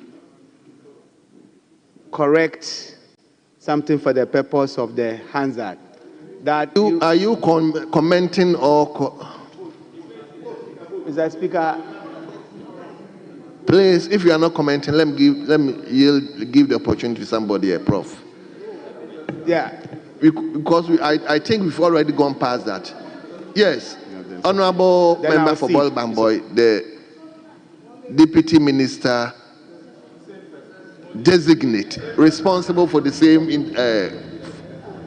Mr. Speaker, I'm grateful for this opportunity. Mr. Speaker, let me thank the Honorable Minister of Lands and Natural Resources for a very brilliant statement that he has just made this afternoon. Mr. Speaker, I'm not thanking him just for the statement, but I'm also thanking him for the speed at which he has started his work. In less than a month, you agree with me that he is moving at a speed, and that if we will support him, the challenges that we are being confronted with in this sector will be a thing of the past. Mr. Speaker, he has demonstrated preparedness, competence to resolve the issues confronting that sector. That's right. Mr. Speaker, these problems that we are all faced with are problems that have been there for a very long time. But we must get them resolved at a point. And to get them resolved, we will need all hands to be on deck. And that's exactly what he's doing. He's calling for stakeholder engagement. He's calling for other political parties to come on board. He's calling on MMDCs to come on board. He's calling on all Ghanaians to come on board. And that's the way to go. I doff my cap for you, my Honorable Minister, for this laudable approach you are using in solving such problems. Mr. Speaker, as for the challenges, they are clear. And the data exists to show that our forest cover is being depleted. Like he said in his statement, as we speak, 44 of our reserves are gone. Wow. They are gone to, if you like, illegal mining.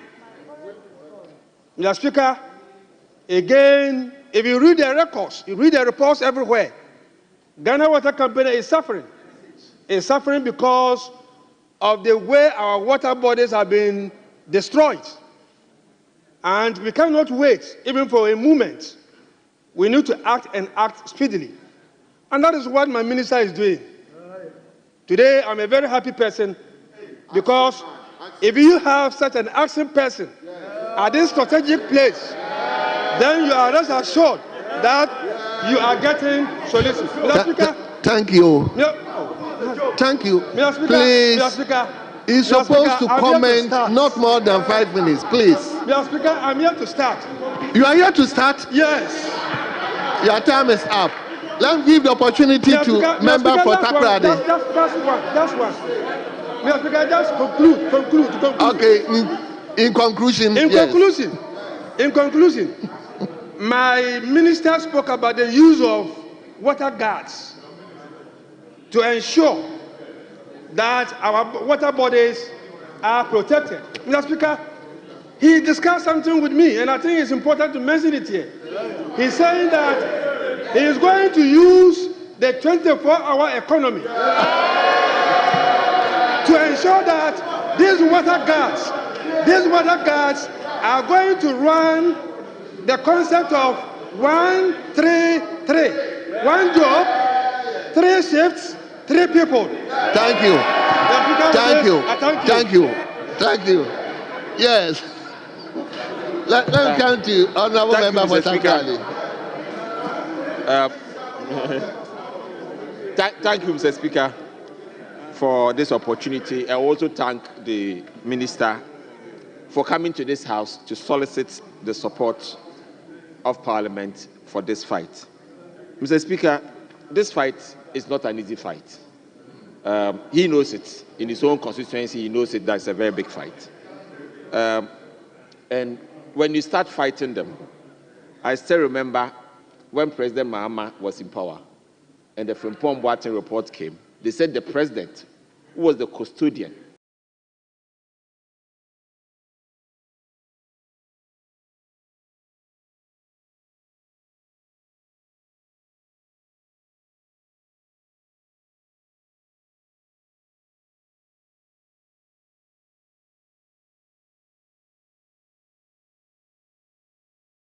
of all the gold in this country, had a Galamsey site.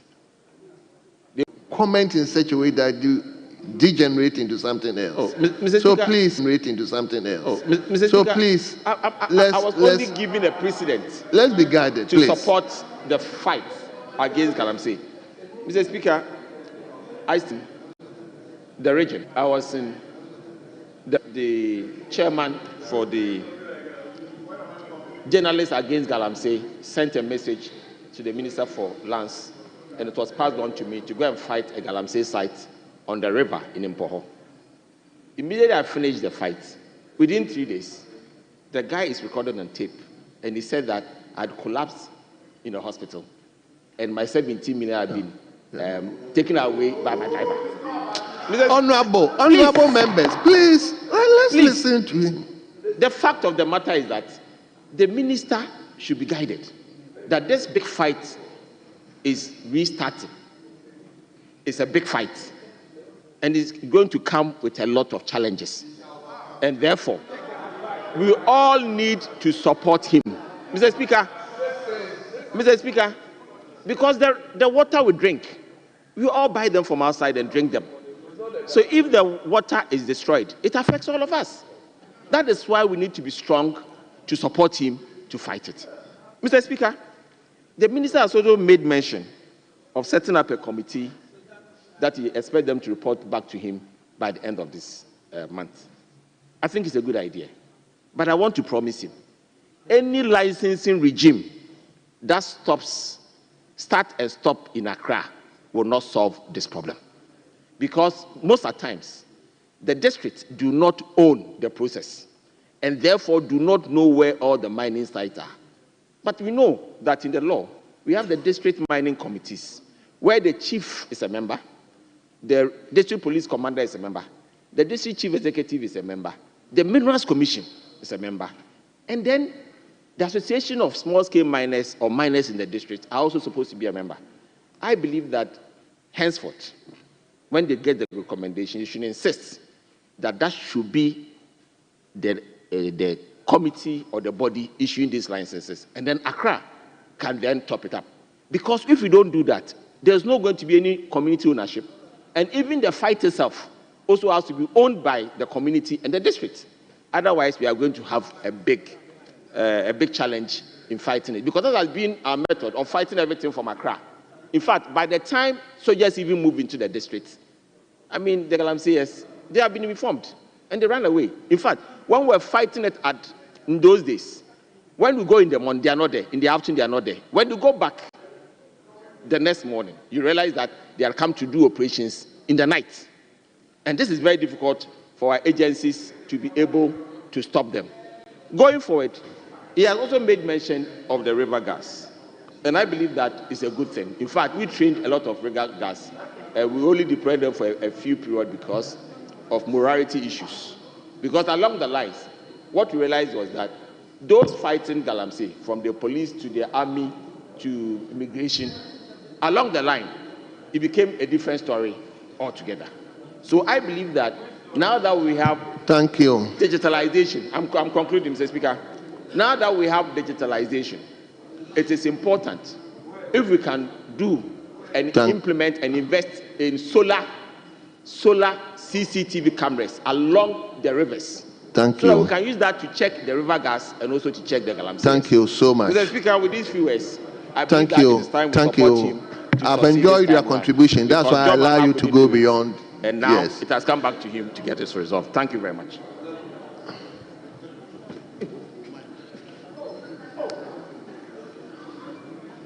Yes. Yeah. Thank you, Mr. Speaker. I thank you for the opportunity. I realize that so many people were competing for your eye, so I'm thankful that you caught me. Indeed, I just want to make a short comment, and I'm guided by Order 93.4 that I shouldn't go beyond 5 minutes. And I'm also guided by the fact that I am actually making a contribution to the education part of what was presented. I am not going to talk about Galamsey. The part that was done by Honorable Asifua. Honorable member, please, that one is over. Yes, my brother, let me hear you.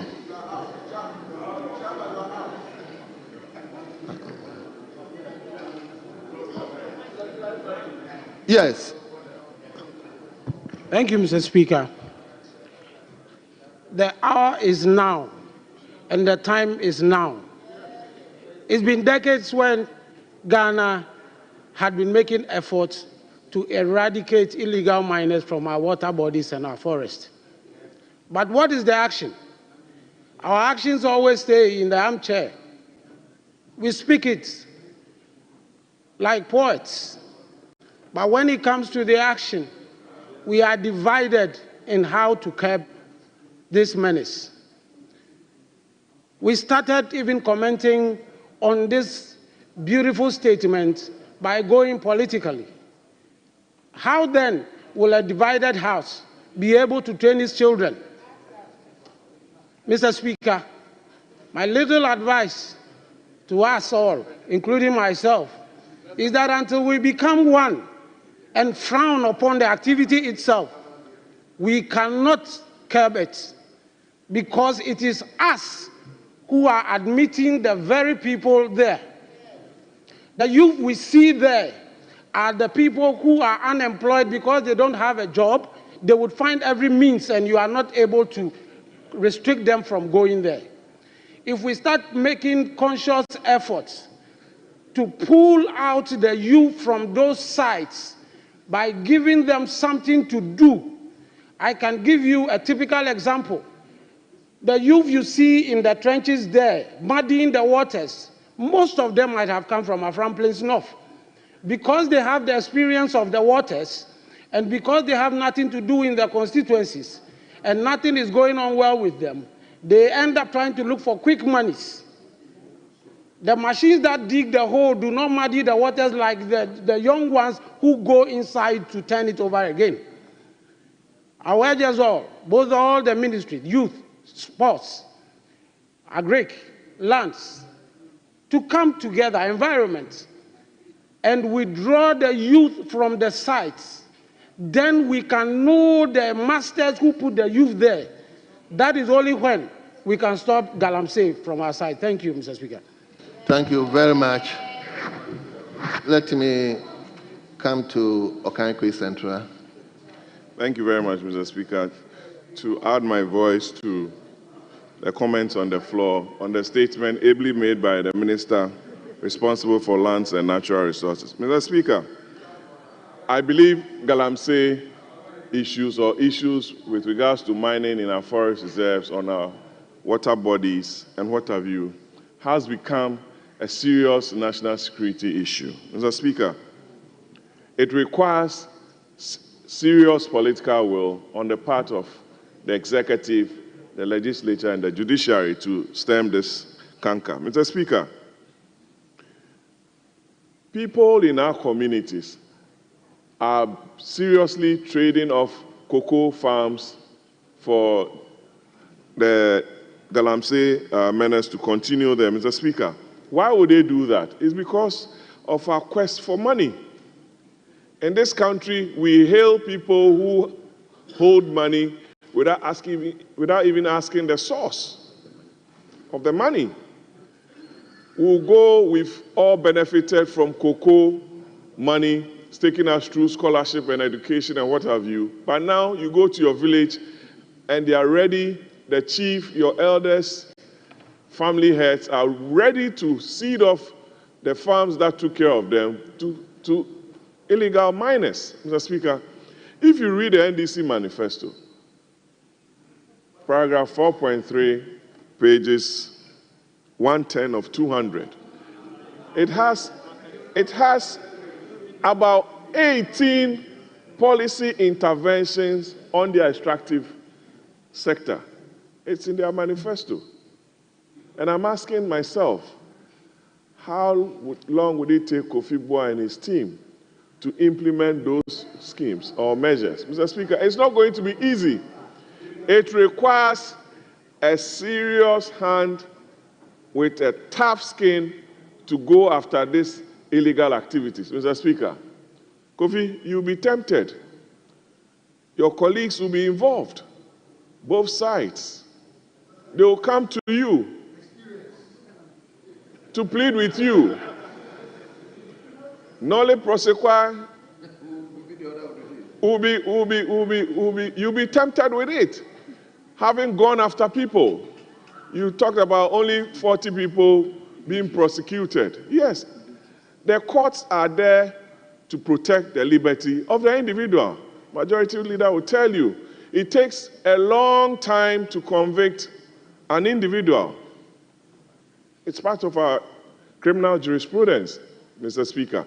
So if you've come here to read this beautiful statement, we'll be watching the space for the implementation, because we are talking about decentralizing illegal mining, setting up small, medium, and large scale. I've read it. But your own members, both sides, will come to you, Kofi, to ask for favors. You have to take a very strong step on suspending the issuance of licensing. Make sure that the proper demarcations are made. Make sure you visited almost all the sites. We are talking about over 3,000 illegal mining sites. How are you going to patrol it? You don't have the technology. We will be listening to the minister on the 10th of March on your budget. We'll be looking at the budget lines to support you in this fight. And we don't want you to come here for your ministry's budget approval and say that, oh, we requested for $500 million, we've been giving 100 million. We'll be listening to you, Kofi. So we pray for you.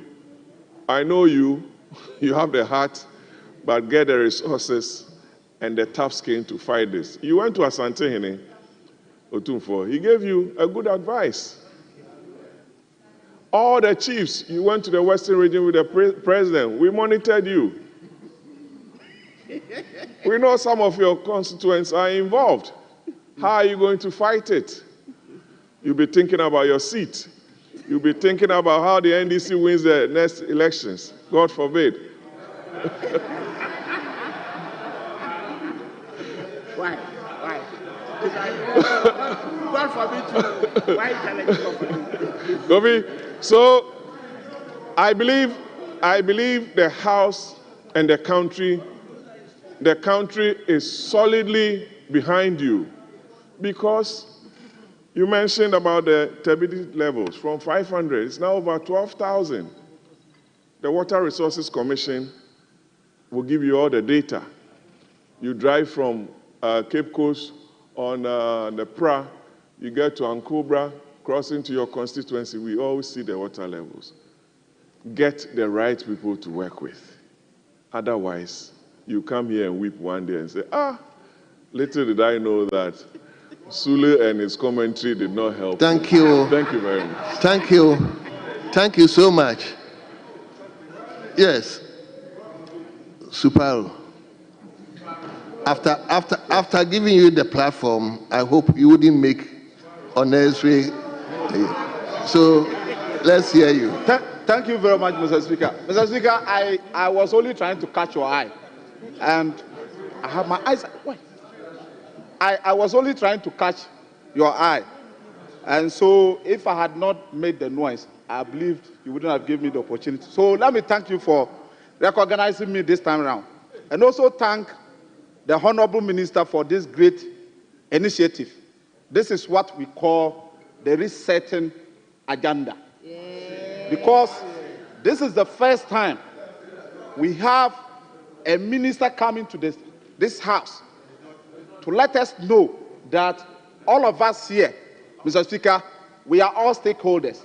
And it is time for us to come together to dialogue, to find a lasting solution to the challenges that we are confronted with as far as our forest reserves, the mining sector is concerned, Mr. Speaker.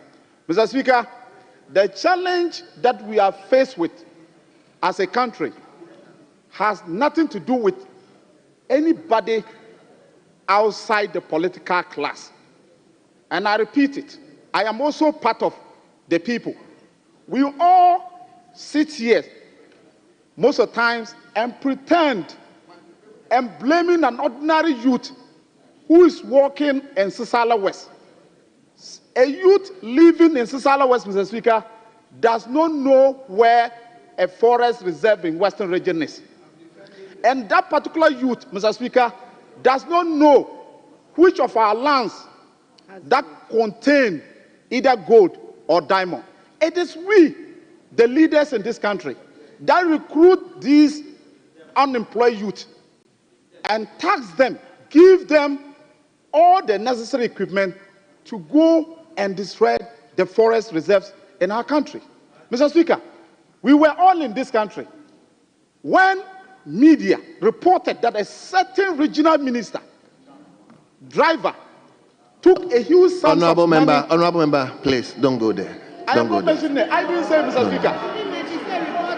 As I reported, media reported, Please. Mr. Speaker. Please, let the comment. A media reporter, I am not the one saying Honorable member, please. Mr. Speaker, I am only making reference to a media report.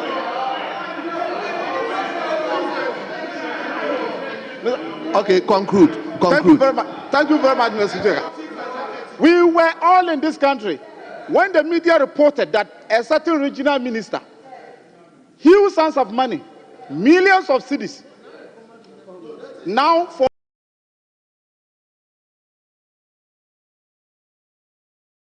former regional minister, the driver took the money and absconded. And we were told that those monies were proceeds of illegal monies. Galamsey, Mr. Speaker.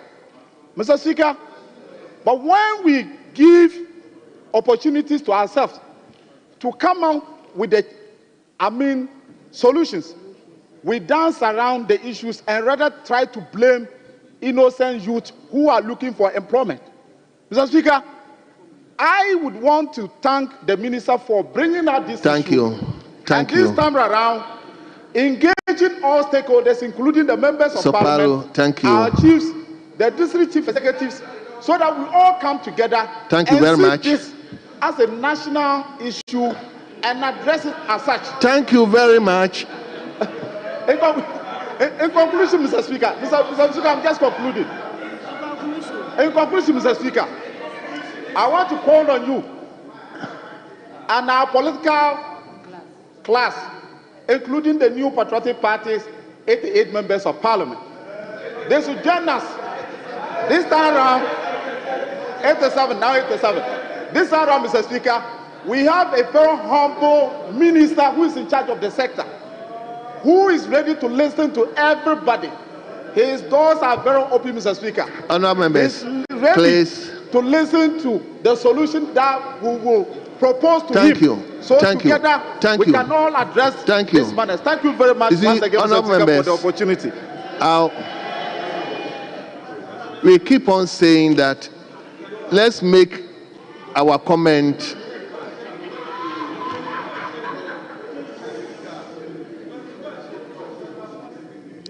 please, let's make our comment in such a way that it will not attract.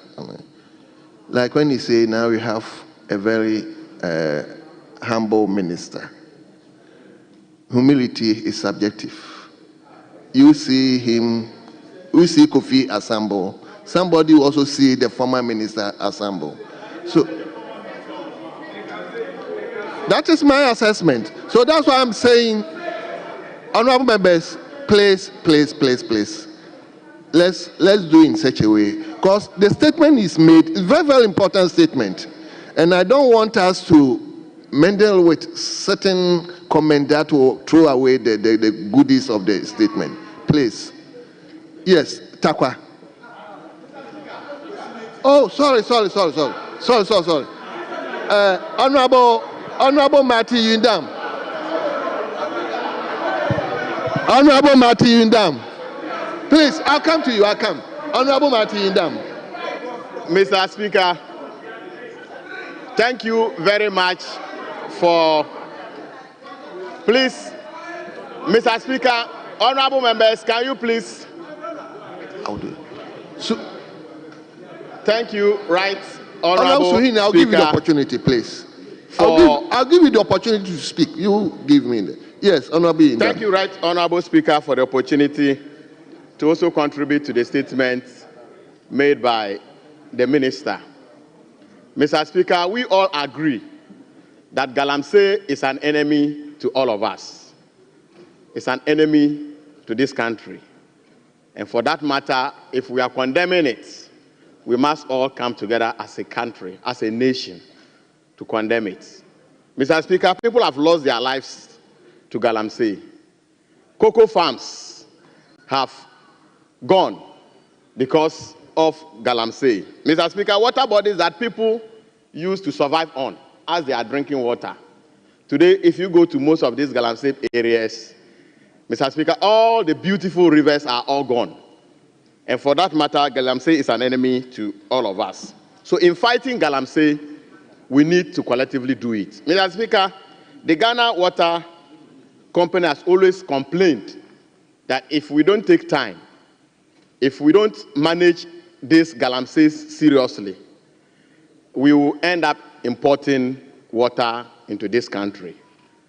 And for that matter, it tells you how dangerous, how inhuman this particular act is. So if we are fighting it, politics should be taken away. Mr. Speaker, under the NDC, under the MPP, people have gone into the forest to destroy it because of the huge appetite they have for money. And for that matter, if we decide to do politics with it, that under this regime, this has happened. Under this regime, this has happened. Mr. Speaker, we can all point to facts that nobody can dodge. That under the NDC, people practiced Galamsey. People died. And same under the MPP too.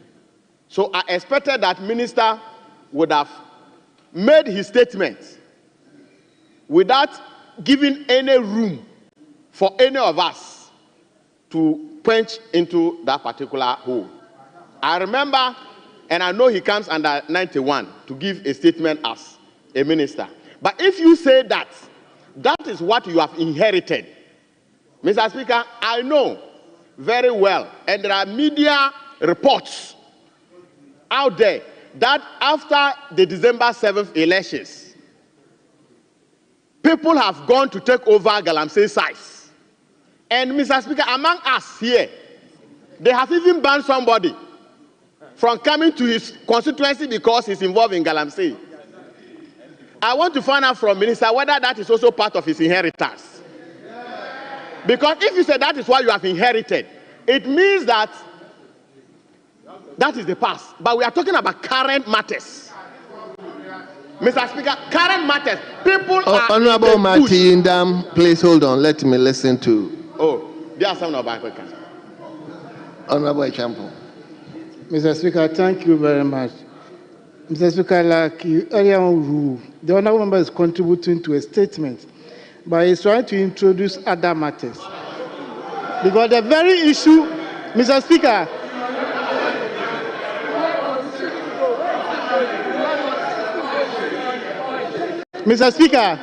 the very issue he raised, the journalist who did the story just last 3 days has come out to apologize to the honorable member and has retracted that statement. So you can't repeat same here. Do you understand? The journalist who aired that story has come out to apologize to the honorable member. So please withdraw that statement, because whoever made that statement has apologized. I did not hear what anybody said. I didn't hear what he said. No, I didn't hear that. I heard him say this. I heard Honorable Nyindam mention an honorable member's name. I didn't hear that. You don't have any mind in the dark. Honorable Richard Champo. So, Mr. Speaker, that statement should not stand in our records. Honorable Richard Champo, when Sapalo was speaking, was making reference to a minister. I tried to hold that, but you said reference can be made, it's allowed. So I don't think this is this one. Personally, I also read from the papers. But Mr. Speaker, there's a report going around that the journalist himself came out and apologized to the honorable member in question. So that statement can never be repeated here. Honorable Richard Champo, because he said the statement was unfounded. My attention was not drawn to that. My attention was not drawn to that.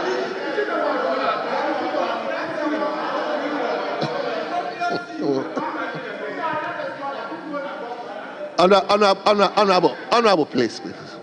Sapalo. Mr. Speaker. Yes, Matthew. But I'm surprised the deputy majority whip. I'm not. Mr. Speaker, I don't want you to listen to me in silence. I beg you. No. With all respect. Matthew, I am not saying withdraw or whatever it is, but please, all of us, let's be guarded. Let's be guarded.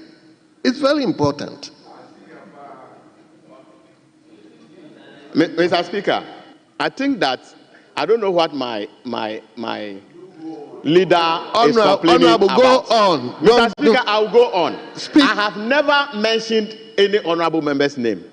I've never said here that there is a report from any journalist. I've never said that. I said, Mr. Speaker, one of us has been banned by the chiefs not to come to the constituency. That's what I said. And I've never mentioned anybody's name. So if my colleague here is trying to tell us the one involved, that is his problem. But Mr. Speaker, what I said was that the speaker mentioned, the statement maker, which is the minister, said that is what he has inherited. And at the back of that statement, I was just telling him that after or post-December elections, these complaints have come. And for that matter, in fighting this galamsey, it is up to all of us as a nation to do away with politics. And I want to urge the minister, because it is a dangerous fight for him if he journeys on the partisan line. It's not going to help any of us, because I have never seen raw gold before. I am not from that area. I don't even intend to go into this venture because it kills all of us. So I want to urge the minister to see each and every one of us here as team players, so that in dealing with this canker, we can all achieve it, get good water, get back our cocoa, get back our lands, so that tomorrow we can all celebrate as a nation. Thank you, Right Honorable Speaker, for your opportunity. Thank you very much. Please,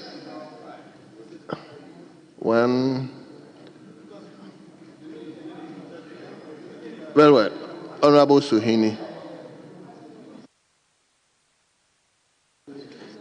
Thank you very much, Right Honorable Speaker, for the opportunity to contribute to the statement ably made by the Honorable Minister for Lands and Natural Resources on the state of Ghana's forest reserves and water bodies. Mr. Speaker, indeed, this is a very important statement, and it couldn't have come at a better time.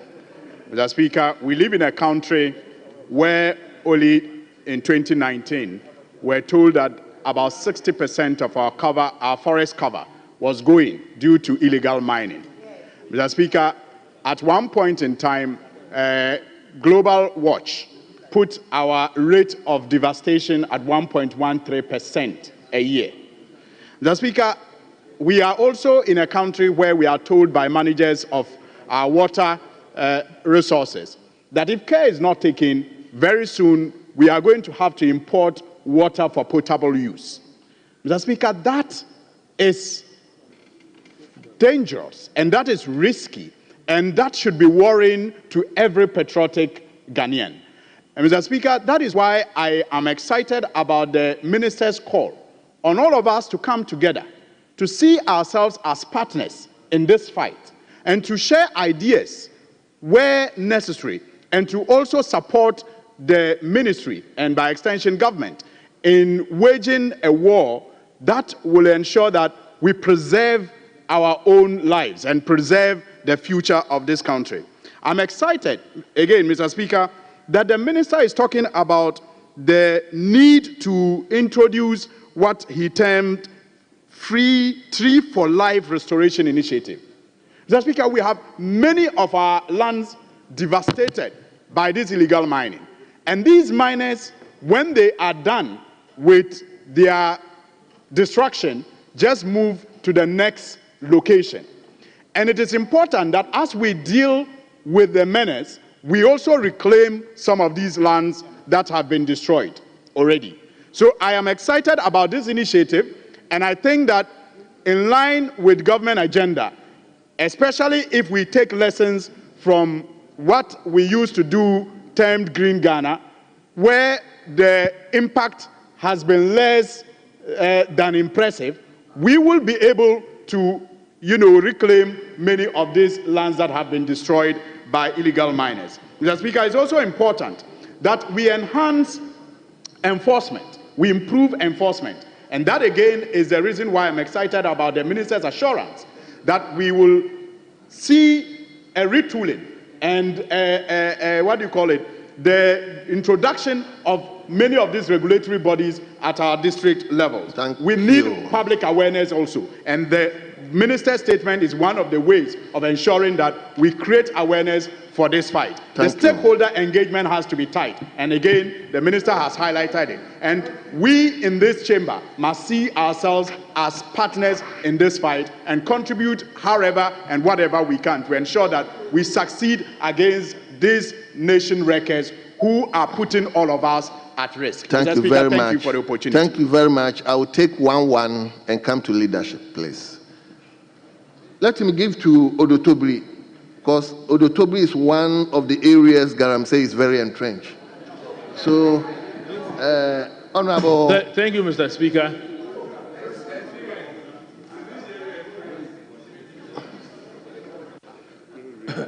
Thank you, Mr. Speaker. Mr. Speaker, a while ago, member from Nalerigu raised the issue of the quorum of this House.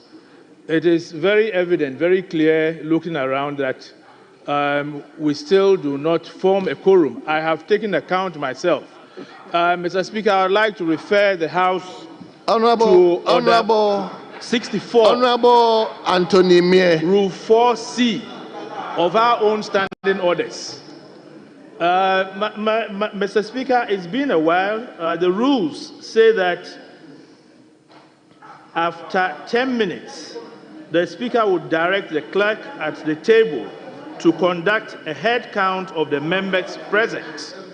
It further says that if there is no quorum, suspend the sitting of the House for a period of not more than 1 hour. Respectfully, I am drawing your attention to this, and I'm respectfully pleading that we go strictly according to our own rules. Thank you. I thought I was giving you a platform because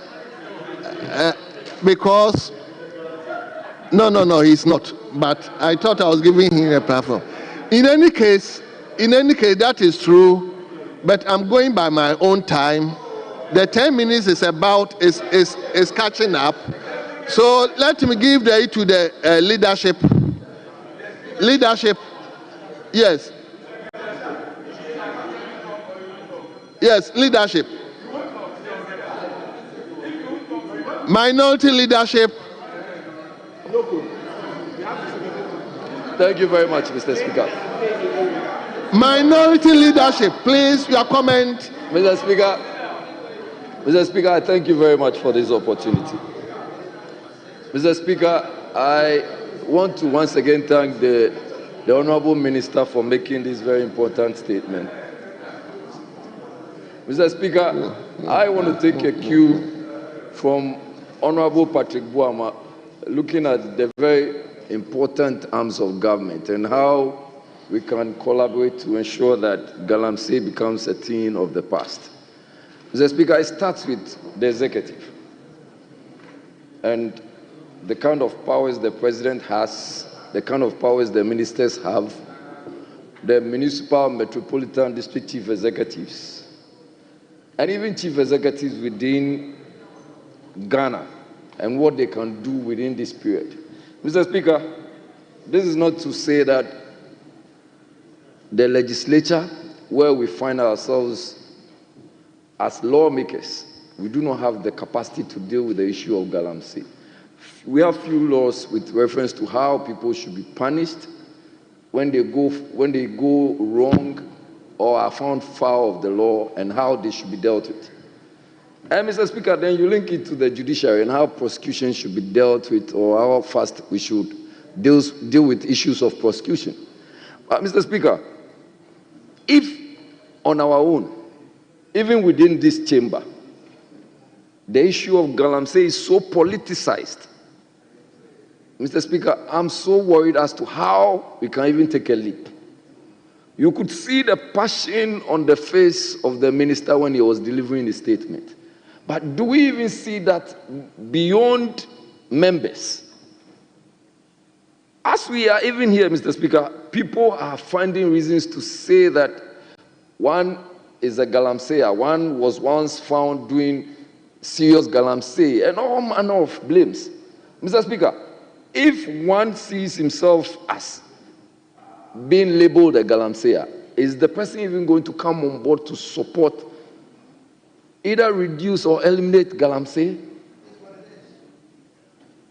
Mr. Speaker, it is devastating. Our water bodies are getting contaminated by day. We are facing or being confronted with serious health issues. People are dying. We are giving birth to stillborn children. Our forest is getting all eliminated. Mr. Speaker, in my constituency in Wejagba, we look at the distance. Water is getting damaged and contaminated just because of Galamsey.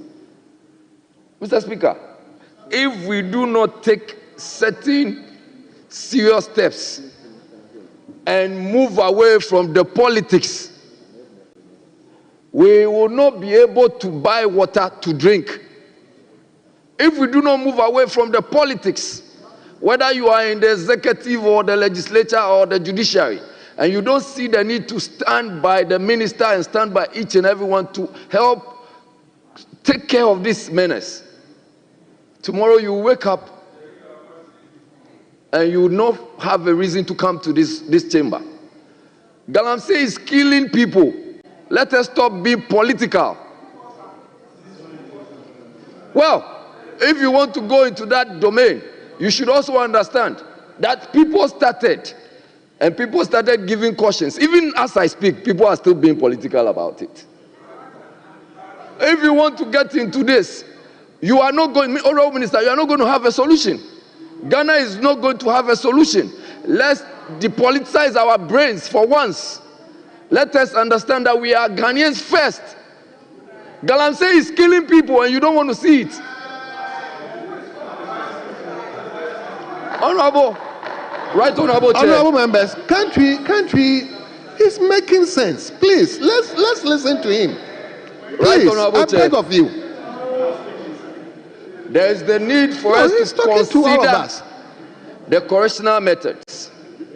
There is the need to empower. It's become actually a national security issue. Mr. Speaker, people are arrested, and then there is an intervention. From wherever the intervention comes from, we should learn to understand that we need correctional measures.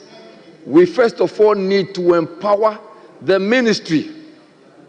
The ministry will go, like the Honorable former regional minister said, they go in the morning to chase people, they go in the afternoon to chase people, at dawn you go back, and the whole place had been excavated. Some excavators were bent. Did he give us the solution? Are we looking at the real ways to find a solution? Fortunately, the political will is here. Political will does not mean that it has to come from President Mahama. Political will has to come from all of us. And it doesn't matter which party you belong to. Political will must be you and I. Let us show leadership. I am not going to stand here and say that because President Mahama said that, oh, he was going to give amnesty to those who were once incarcerated by Akufo-Addo, so that is the way to go. No, the way to go is whether it is President Kufuor, whether it's President Mahama, whether it's President Mills, whoever it is, let us come together to fight the menace. It is dealing with cash. A lot of youth unemployment can be resolved when we have taken care of Galamsey. A lot of health issues can be resolved when we have taken care of Galamsey. If you do not want to take care of Galamsey, it is up to you. Maybe you haven't faced it yet. It's coming closer to you. Mr. Speaker, I thank you for allowing me to make this contribution. Thank you so much. Yes, Leader of the House. Mr. Speaker, we must all thank the Minister for Lands and Natural Resources for coming to the House to make this statement. I believe it is barely 2 weeks since he took his seat at that ministry. And I'm amazed that he's already thinking very seriously about the Galamsey menace and has already put together a set of ideas regarding how that can be done. Mr. Speaker, I want to use this platform to announce that the minister approached me and has already scheduled a conference of members of parliament to meet and discuss Galamsey or small-scale illegal mining in our various constituencies so that together we can fashion out a solution to the problem. Because it is a problem that confronts all of us, and it's a problem that all of us must be involved in solving. Unless we work together, we will not be able to resolve this problem. And this minister appreciates that and has organized this conference. And so I urge all sides of the House to attend the conference. And what the minister wants to do at the conference is to get us all to honestly declare the activities in our various constituencies and individually, as parliamentarians, provide strategies and proposals as to how the problem can be dealt with in our constituencies so that he can consolidate that into a national strategy. Because all of us represent constituencies, and the constituencies put together cover the whole of Ghana. So if we MPs in this chamber, everybody comes with a proposal as to how to deal with it in our individual constituencies, and he consolidates that, and that becomes the framework guiding his actions and inactions, we believe that the problem will be effectively solved, because it is the MPs and the district chief executives working together who can solve this problem. Mr. Speaker, when I was Minister for Environment, I made it a point to visit Galamsey sites. I visited sites where I saw huge excavators excavating. I saw young girls carrying the material on their heads in pans, hundreds of them.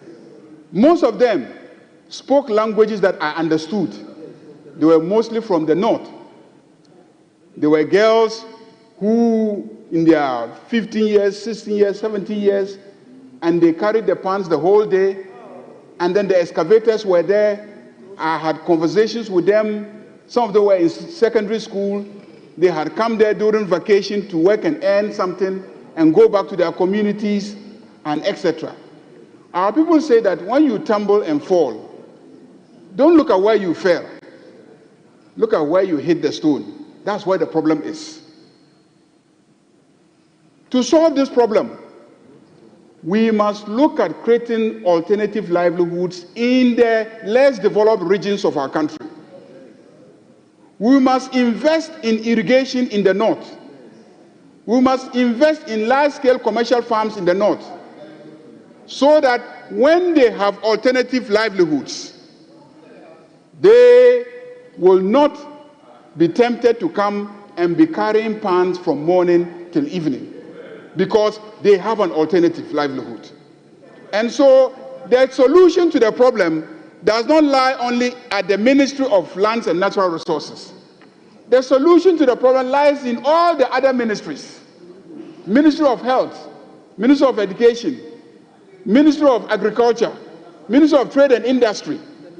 These ministries need to up their games and create the alternative livelihoods that will attract these young people instead of wanting to go and engage in the risky business of Galamsey. Mr. Speaker, I went to some sites as Minister for Environment, and you will see them dig a hole in forest reserves, and they used to attract small boys and deceive them that they had enhanced their spiritual,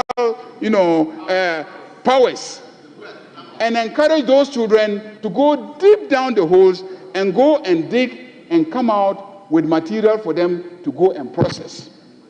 These children were basically primary school children. They had abandoned their families, they had abandoned their schooling, and they were now engaged in this very risky business. And then they created shanty communities around them, where they used plastic bags and created homes for themselves. Mr. Speaker, it was deplorable to see things like that. So it is a real problem. But Mr. Speaker, I see the problem as a crisis of law and order. Why do I say it's a crisis of law and order? The Minerals and Mining Law has very beautiful provisions that if we just followed it and implemented it, it will deal significantly with the problem. What are the provisions, Mr. Speaker? One, people realize that there's gold somewhere, they will go and dig, no matter what you do. It's not just Ghana, anywhere in the world. When people hear that there is gold anywhere, whether it is in America or Australia or in Europe or in South Africa, Mr. Speaker, if we hear that there's gold beneath this chamber, by the time you go back and come back tomorrow morning, you will see some people who will come and find ways and means of digging underneath this chamber to extract the gold. That is gold for you. And that is how gold has attracted people over the period in history. So you cannot stop gold mining. You cannot. What you should do is to legalize gold mining. So the Minerals and Mining Law says that the minister, is that okay? When he identifies an area that could become a small-scale gold mining site, he should so designate it as a small-scale gold mining site. When he designates it as a small-scale gold mining site, it gives the regulatory authorities the powers to now intervene. When I went to the illegal gold mining sites, I noticed, and I was the Minister for Environment, and I went there, and I didn't see my EPA officers. EPA officers were not there. When I asked about why are you not here helping them to do it properly, they said because it's an illegal activity, we at EPA cannot come and be supervising them. So when the minister designates it as a small-scale mining area, then the EPA will now be able to move in and also provide them with technical support as to how to do it properly. At the same time, the EPA will monitor the purchase of mercury and the use of mercury at that location. EPA will monitor the purchase of explosives and the use of explosives, and then all the other processing activities. Mr. Speaker, I spoke to a number of illegal miners, and they said, look, Minister, if we can rent an excavator and bring the excavator this far and keep the excavator here excavating, what makes you think that I cannot use the services of the EPA? What makes you think that I cannot use the services of a proper mining engineer? And I asked, so why are you not using them? I am not using them because what I'm doing here is illegal, and at any time, the soldiers can move in and take whatever equipment I have brought here. So I have to dig as fast as possible, scoop as much as I can, process it as quickly as possible, and get out of this place. So this is what is driving them. It's not that they cannot make the investments to legalize it. And some of them even told me that they make payments to their assemblies. So my concern about reclamation, they expect the assemblies, when they take the money, to come and do reclamation after they have left. In some cases, some even showed me receipts of some payments that they made to assemblies. I'm talking about 8 years ago. So this is a problem that I think if we sit as members of parliament and we marshal the relevant political will, we have both the legal framework for resolving the problem and the political commitment to dealing with it. As for those who mine in forest reserves and those who mine along water bodies, these are no-go areas. We cannot allow that to happen. And the minister has spoken about the levels of pollution of our water bodies. So if our water bodies are polluted to this extent, we as a country must appreciate that mining in water bodies is totally unacceptable, and we must stop it. And we have the capacity to stop it, because every river passes through a political district, and that political district has a district security committee. There is a district police station there with police officers. Some of them, and they fall within a region with a regional police security committee. And some of them fall in regions that even have military bases. I think so far across the country, in almost every region, there is some military base or the other. So I cannot understand how the Ghana Armed Forces, the military, will convince me that they don't have the capacity to police our water bodies. That is the point. The point is, there is an allegation, there's a claim that even those who are supposed to enforce the law, to monitor it, are also involved. Mr. Speaker, and that is where political commitment and the commitment of all of us come into play. And so, Mr. Speaker, let me thank the maker of the statement. Let me assure the minister that this House will attend the conference that he's organizing for members of parliament, that we will honestly assist him identify the operations in our various constituencies, and we will sit with him individually to see how And if there are aspects of operations in our constituencies that can be legalized, and then the small-scale miners assisted, technical support provided, involving the EPA, so that where we can legalize it, formalize it, and supervise it to be conducted in an environmentally friendly way, we do so. And where we need to enforce the law and ensure that the military and the police move against them, we give them the political backing so that they move and stop all those operations from taking place. Mr. Speaker, I really want to thank the minister and thank colleagues for such a non-politicized contribution and commentary to the statements that have been made. I want to thank the available leader because he's been very, very, very fair and honest, and I think that if he continues along those lines, he will easily become the leader of the minority side.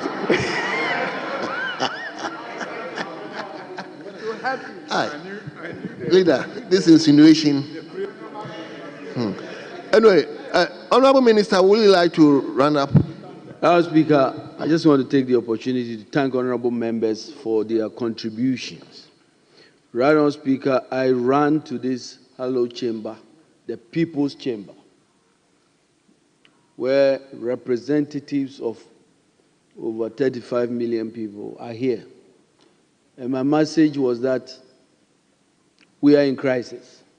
Our water bodies are gone. Our forest is completely on its way. I even made a point that we have some forest reserves that are not go areas because armed gangs have taken over. I gave you numbers about the seriousness of the situation. And let me state that I almost became emotional when Honorable Jerry was speaking, because really that is the spirit with which I came here. It is time for us as a country to stop the politics when it comes to this fight against Galamsey.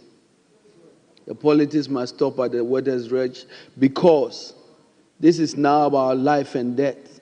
It's about the future of our country.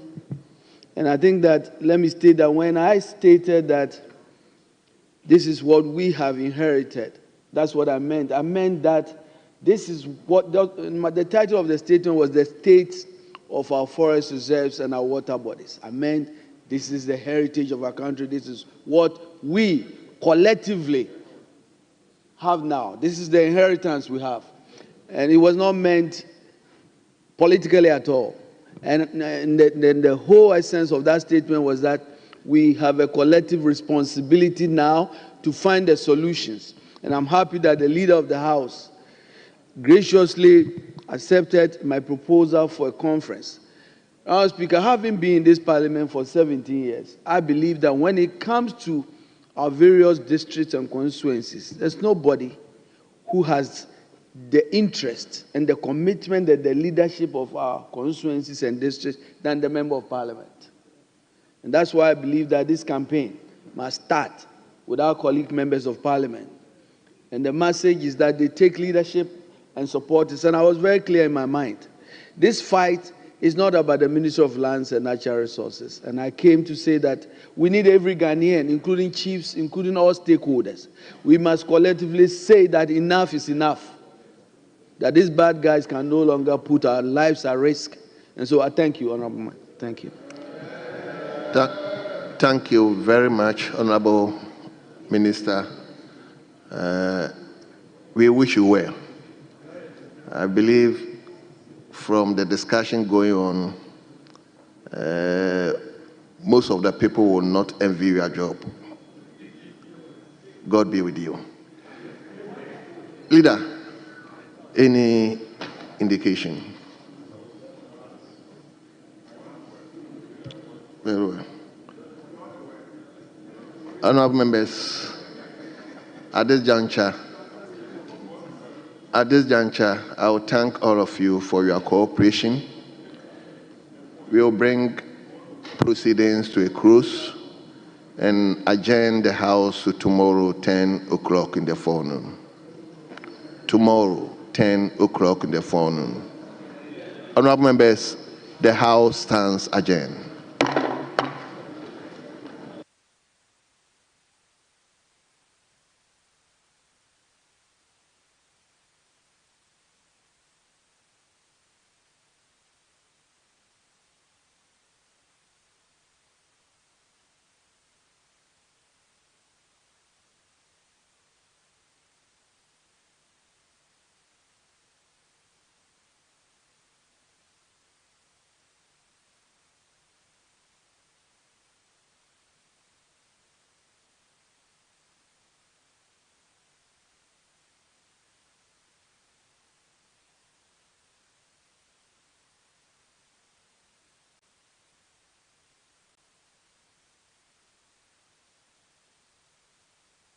you.